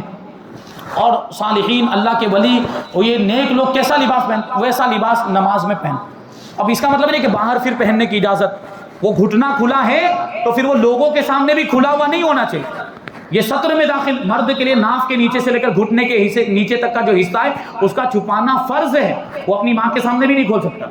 یہ حصہ صرف بیوی کے سامنے کھولنے کی اجازت ہے، یہ حصہ اپنی ماں کے سامنے بھی نہیں کھول سکتا۔ اب یہ گھٹنا کھلا ہوا ہوگا تو جب تک کھلا رہے گا وہ حرام کا مرتکب ہو رہا ہے، حرام کام کا مرتکب ہو رہا ہے، تو ایسا لباس پہن کر چلے آتے ہیں، تو ایسا لباس پہننے کی اجازت نہیں ہے۔ یہ سوال ابھی ایک بھائی پوچھ رہے ہیں، ان کے پاس انگوٹھی بڑی ہے، 4.5 ماشاء سے زیادہ اس کا وزن جاتا ہے، تو کیسے انگوٹھی پہن کر نماز ہو جائے؟ مکروہ تحریمی ہوگی۔ 4.5 ماشاء سے زیادہ کی انگوٹھی پہننا بھی جائز نہیں، اور 1 سے زیادہ 2-3 انگوٹھیاں پہننا بھی جائز نہیں، اور اس طرح 4.5 ماشاء سے زیادہ کی انگوٹھی پہن کر کوئی نماز پڑھے یا 1 سے زیادہ انگوٹھی پہن کر تو نماز مکروہ تحریمی ہوتی۔ اور حضرت ابھی ایک سوال اور ہے، بالوں کی بات چلی تھی، اگر کوئی بندہ بالوں میں کلر کروا دیتا ہے تو اس وقت اس کی نماز بالوں کے کلر؟ دیکھیے کلر عام طور پر جو کلر ملتے ہیں جن سے کلر کیا جاتا ہے ان کے بارے میں ابھی تک کوئی ایسی تحقیق سامنے نہیں آئی کہ اس میں کوئی ناپاک چیز ملائی جاتی ہو یا کوئی حرام چیز ملائی جاتی، تو ہم اس کو حرام اور ناجائز یا ناپاک نہیں کہہ سکتے جب تک کہ تحقیق نہ ہو جائے۔ تو اگر کسی صحیح مقصد کے لیے کلر کروائے، جیسے بال سفید ہو گئے تھے تو بالوں کو کلر کرانے کی اجازت، لیکن کون سا کلر؟ کالے کے علاوہ۔ کالا کلر کرانا مرد کے لیے بھی ناجائز و حرام ہے اور عورت کے لیے بھی ناجائز و حرام ہے۔ آپ مہندی لگائیے، آپ پیلا کلر بھی کروا سکتے ہیں، صفرو اور حمرو کے الفاظ آئے حدیث پاک میں کہ سرخ کر لو، اپنے بالوں کو لال کر لو مہندی کے ذریعے، یا اپنے بالوں کو کسم اور زعفران وغیرہ کے ذریعے پیلا کر لو، کیسری کر لو، تو وہ کرنے کی اجازت۔ تو کوئی رنگ ایسا ہے جو کالے میں شمار نہیں ہوتا، جو کالا نہیں ہے تو وہ کرایا جا سکتا ہے کسی صحیح مقصد کے، فیشن کے طور پر نہ ہو، دکھاوے کے طور پر نہ ہو، ٹھیک ہے، یا کسی خاتون کی پیروی میں نہ ہو، اس نے کہا کہ ایسا کلر کروا کیا ہو تو اس کے چکر میں کروا رہا ہے، اس کی بھی اجازت نہیں، سمجھے آپ؟ تو کوئی صحیح مقصد ہو تو بالوں کو کلر کیا جا سکتا ہے، اور یہ صحابہ کی سنت بھی، صحابہ کرام مہندی لگاتے تھے بالوں میں، تو سب سے بہتر چیز تو مہندی ہی ہوئی، لیکن مہندی بھی کون سی ہونی چاہیے؟ نیچرل۔ ابھی جو پیکٹ میں اور اس طرح کی جو مہندی مل رہی ہے اس میں کیمیکل شامل ہوتا ہے، بلکہ یہ جو کلر جن کی ہم بات کریں اس میں بھی کچھ کیمیکل ایسے ہوتے ہیں کہ جن کی وجہ سے بالوں کو نقصان پہنچتا ہے، اور جو لگاتے ہیں وہ میری اس بات کی تصدیق کریں گے کہ پہلے کم بال سفید تھے، جب لگانا شروع کیا اور زیادہ سفید ہو گئے۔ وہ ہو سکتا ہے کچھ ایسا کیمیکل شامل کرتے ہوں کہ زیادہ سے زیادہ بال سفید، کیونکہ ان کا تو مقصد کیا، ان کا پروڈکٹ بکے، تو جتنے زیادہ بال سفید ہوں گے اتنا زیادہ ان کا پروڈکٹ بکے گا۔ ہو سکتا ہے جان بوجھ کر ایسا کوئی کیمیکل شامل کرتے ہوں، تو اس طرح کی چیزیں کیمیکل والی استعمال نہ کریں، پیور جو ایک دم نیچرل خالص مہندی ہوتی ہے وہ کہیں سے حاصل کریں، حکیم چیچی وغیرہ میں ملتی ہیں، وہاں سے لے کر آئے، یا کہیں آپ کہیں گاؤں دیہات میں کھیت میں جا کر خود ہی جو درخت ہوتے ہیں اس کے جھاڑ ہوتے ہیں اس میں سے توڑ کر لائے، خود کوٹ کے لگائیں، تو یہ نیچرل ہوگی اور اس کا کوئی نقصان نہیں ہوگا۔ یہ تو کلر لگا کے آگے کالا جیسے لگا لی ہے یا خزاب کلر لگا لی ہے، نہیں، کالا اگر لگایا ہے تو کالا ناجائز و گناہ ہے، تو جب تک وہ کالا لگا ہوا رہے گا ان کی نماز مکروہ ہوتی رہے گی، ناجائز سمجھتے ہیں، مغرب تحریم ہے۔ مکروہ تحریمی۔ یہ ایک قاعدہ کل یہ آپ ذہن میں رکھیں کہ جو چیز نماز کے باہر ناجائز وہ نماز میں بھی ناجائز، نماز میں اور زیادہ ناجائز، کیونکہ اللہ کے گھر میں آیا، عبادت کرنے کے لیے آیا، تو وہ باہر کالا کلر کرنا ناجائز، اور وہ کلر تو ایسی چیز نہیں ہے کہ وضو کرے گا تو نکل جائے گا، وہ رہتا ہے۔ وہ نماز کے اندر اگر کوئی ناجائز کام کرے یا کوئی حرام کام کرے تو اس کی وجہ سے نماز مکروہ تحریمی ہوتی ہے، تو یہ اس کی وجہ سے مکروہ تحریمی، اس کی بھی نماز مکروہ تحریمی۔ جیسے انگوٹھی والا مسئلہ تھا کہ انگوٹھی وہ 4.5 ماشا سے زیادہ یا ڈبل انگوٹھی تو مکروہ تحریمی ہو رہی تھی، تو ایسے ہی یہاں پر بھی اس کی نماز مکروہ تحریمی ہوگی اگر کالا خضاب لگایا ہے تو۔ کبھی یہ سوال ہو رہا ہے بالوں میں ربر وغیرہ لگانا مرد کے لیے ناجائز ہے، عورتوں سے مشابہت، ربر اور ہیئر بینڈ وغیرہ کون لگاتا ہے؟ یہ عورتوں سے مشابہت ہے۔ چوٹی بنانا بھی مرد کے لیے جائز نہیں ہے، چوٹی بنانا ابھی بہت چلا ہے، یہ بڑے بڑے بال رکھیں گے پھر اس کی چوٹی بنائیں گے، یہ بھی ناجائز۔ عورتوں سے مشابہت حرام ہے، مردوں کے لیے ہر وہ کام حرام ہے جس میں عورتوں کی مشابہت، اس میں عورتوں کی مشابہت حضور پاک صلی اللہ علیہ وسلم نے یہ اس سے منع فرمایا، عورتوں سے مشابہت اختیار کرنے سے، بلکہ حدیث پاک کے الفاظ ہیں کہ وہ مرد جو عورتوں سے مشابہت اختیار کرتے ہیں اور وہ عورتیں جو مردوں سے مشابہت اختیار کرتے ہیں ان پر اللہ کی لعنت ہے۔ حضور ایک سوال یہ بھی تھا کہ قربانی کے لیے اگر جانور لائیں اور قربانی سے پہلے وہ جانور مر گیا تو اب کیا کیا جائے گا؟ دیکھیے اس کی مختلف صورتیں ہو سکتی ہے، ایک تو یہ کہ جانور خرید کر لائے اور جانور مر گیا، دوسری صورت یہ کہ مرا نہیں لیکن لاپتہ ہو گیا، گم ہو گیا، اور تیسری صورت یہ کہ چوری ہو گیا۔ تو اب ایسے میں کیا کریں گے؟ جو جانور ہم خرید کر لائے تھے وہ تو اب ہے نہیں، تو ایسی صورت میں مالک نصاب پر لازم ہے کہ وہ دوسرا جانور خریدے اور دوسرا جانور خرید کر اس کی قربانی کرے، مالک نصاب پر یہ لازم ہے۔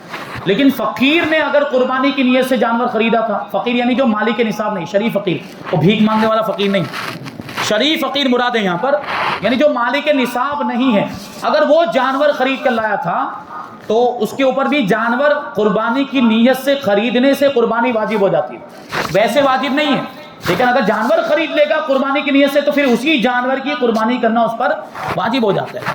تو اب وہ بھی خرید کر لایا تھا، اب وہ جانور مر گیا یا وہ جانور چوری ہو گیا تو اب اس پر دوسرا جانور خریدنا لازم اور ضروری نہیں، مالک نصاب یعنی غنی پر، مالدار پر، جو مالک نصاب ہے اس پر لازم ہوگا کہ وہ دوسرا جانور خریدے۔ اچھا ایک صورت اس میں یہ ہو سکتی ہے، باہر شریعت میں لکھا ہے کہ فقیر نے بھی اور مالدار شخص نے بھی، مالک نصاب نے بھی دوسرا جانور خرید لیا، یعنی فقیر پر لازم نہیں تھا لیکن فقیر نے بھی خرید لیا، پھر سے قربانی کی نہیں، اس نے ارادہ ہی بنا لیا ہوگا کہ کرنی ہی ہے، ثواب تو ملے گا، قربانی واجب نہیں پھر بھی اگر کوئی کرے تو ثواب تو ملتا ہے، ثواب تو ملے گا، تو اس نے یہ سوچا کہ ثواب کی نیت سے میں قربانی کرتا ہوں اگرچہ واجب نہیں ہے، تو اب دوسرا جانور خریدا تو وہ جانور بھی قربانی کے لیے متعین ہو گیا، اور غنی نے بھی دوسرا جانور خرید لیا۔ اب مر جانے والی صورت میں تو وہ مسئلہ نہیں ہوگا، یہ صورت پیش نہیں آئے گی، لیکن گم ہو جانے والی صورت میں یا چوری ہو جانے والی صورت میں ممکن ہے، ہو سکتا ہے پہلے والا جانور واپس آ گیا، پہلے والا جانور اس کو پھر مل گیا، چور تھا، چور پکڑ میں آ گیا، اس کے پاس سے جانور حاصل کر لیا گیا، اب دو جانور جمع ہو گئے کہ نہیں، غنی کے پاس بھی اور فقیر کے پاس بھی، تو اب دونوں صورتوں میں کیا حکم ہوگا؟ دونوں کا حکم الگ الگ ہے. فقیر پر تو دونوں کی قربانی واجب ہے، کیونکہ فقیر پر مالی کے نصاب ہونے کی وجہ سے قربانی واجب نہیں ہوئی تھی، جانور خریدنے کی وجہ سے. اور جانور خریدا جاتا ہے، فقیر اگر خریدے تو وہی جانور قربانی کے لیے متعین ہو جاتا ہے. تو پہلا جانور بھی قربانی کے لیے متعین ہو چکا تھا، دوسرا بھی ہو چکا ہے، تو دونوں کی قربانی کرنا فقیر پر واجب ہے. لیکن غنی کو اختیار ہوگا، غنی چاہے تو دونوں میں سے کسی بھی جانور کی قربانی کر سکتا ہے. پہلے جانور کی بھی کر سکتا ہے، دوسرے جانور کی بھی وہ قربانی کر سکتا ہے. پہلے جانور کی اگر قربانی کر دی اور پہلے جانور اور دوسرے جانور میں اگر قیمت کا کوئی فرق ہے تو کوئی حرج نہیں، ہو جائے گی. لیکن اگر وہ دوسرے جانور کی قربانی کرتا ہے اور اس میں اور پہلے جانور میں اگر قیمت کا کوئی فرق ہے، یعنی دوسرا جانور سستا تھا اور پہلا جانور مہنگا تھا، تو جو بھی قیمت کا فرق ہوگا اتنی قیمت اس کو صدقہ کرنی پڑے گی. مثال کے طور پر پہلا جانور 35,000 روپے کا تھا اور دوسرا جانور جو اس نے قربان کیا وہ 30,000 روپے کا تھا، تو کتنا فرق ہوا؟ 5,000 روپے کا فرق ہوا. تو وہ 5,000 روپے اس کو صدقہ کرنے پڑیں گے، قربانی بہرحال ہو جائے گی. اور بہتر یہ ہے کہ وہ بھی دونوں ہی جانور کی قربانی کرتے. اور ہے کیا؟ آج تھا ایک سوال جلدی، بہت ٹائم ہو گیا. تو مخنث کے حوالے سے سوال آیا تھا، وہ لوگ جو پیسے مانگتے ہیں کیا ان کو پیسے دینے چاہیے؟ ان کو دینا جائز نہیں ہے. مخنث جو نہ مرد ہیں نہ عورت، ہجڑا کہا جاتا ہے، بات واضح ہو جائے، جن کو ہجڑا کہا جاتا ہے. تو دیکھیے مانگنا کس کے لیے جائز ہے اور دینا کس کو جائز، اس پر اس مسئلے کا دار و مدار. جس کے پاس ابھی دوپہر کا کھانا موجود ہے نا، اس کے لیے شام کے کھانے کے لیے مانگنا جائز نہیں ہے. جس کے پاس ابھی دوپہر کا کھانا، مانگے گا کیوں؟ کھانے کے لیے مانگے گا نا، زندگی بسر کرنے کے لیے کھانا ضروری ہے. تو جس کے پاس ابھی دوپہر کا کھانا موجود ہے اس کے لیے شام کے کھانے کے لیے مانگنا جائز نہیں، اور ایسے مانگنے والے کو دینا بھی جائز نہیں. یہ عام طور پر جو فقیر گھومتے رہتے ہیں نا، پیشہ ور فقیر، لاکھوں لاکھ روپے ان کے پاس جمع ہوتے ہیں. کھانا تو ویسے ہی فری میں مل رہا ہے، اب جو پیسے آ رہے ہیں وہ جمع ہوتے جا رہے ہیں. میں واقعہ اکثر سناتا ہوں یہ کہ خواجہ دانا جو ان لوگوں کا فقیروں کا بھی مرکز ہے، وہ ہماری عقیدت کا بھی مرکز ہے. تو خواجہ دانا رحمۃ اللہ تعالی کی بارگاہ میں، وہ جو پیچھے جو دواخانہ ہے، ساروجنک دواخانہ، وہاں پر ایک فقیر رہتا تھا، لاوارث، اس کی اولاد میں کوئی نہیں. اب وہ ویسے ہی زندگی گزار رہا تھا، کھانا بھی مل رہا ہے، پیسے جمع ہو رہے ہیں. اب وہ ایک وقت ایسا ہے کہ اس کا انتقال ہو گیا، بوڑھا ہو گیا اور عمر ختم ہونے کی وجہ سے اس کا انتقال ہو گیا. تو اب تو کوئی وارث نہیں، تو کون آئے گا اس کو لے جائے؟ پولیس والے آئے اور پولیس والوں نے اس کی سب تلاشی لی وغیرہ. تو اس کا سامان جب سامان کی تلاشی لی تو اس میں سے بینک کی پاس بک نکلی. ظاہر سی بات ہے، تھیلے میں کب تک رکھے گا؟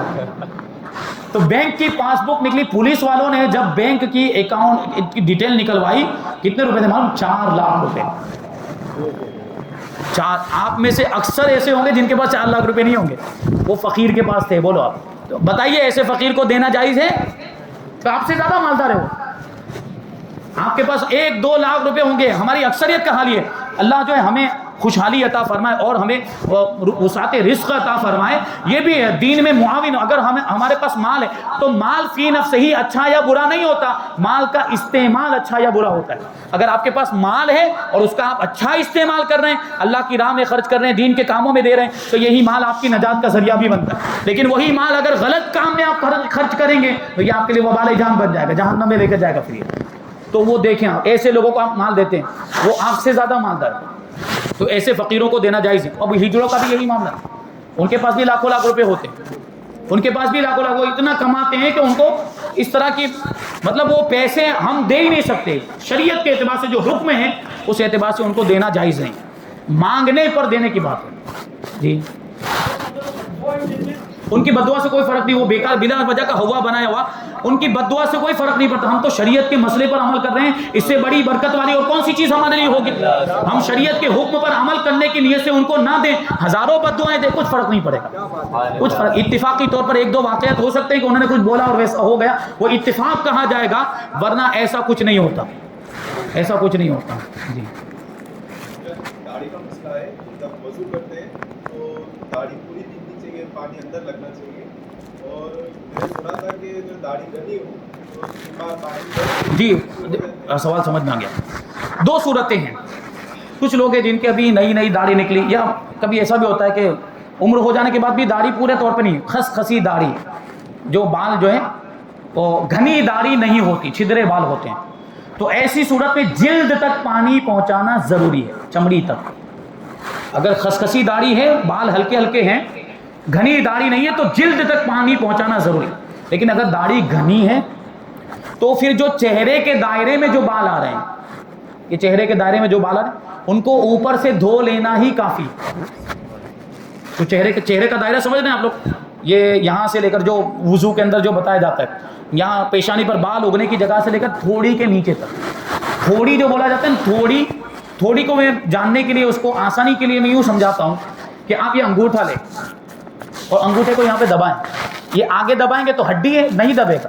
تھوڑا اندر کی طرف دبائیں تو ہڈی ختم ہوتی تو دبتا ہے. جہاں سے دب رہا ہے وہیں تھوڑی ختم ہوتی ہے، وہ چہرے کی حد وہاں پہ ختم ہوتی ہے. تو وہاں تک دھونا وضو کے اندر ضروری ہے اگر کسی کی داڑھی نہیں ہے تو.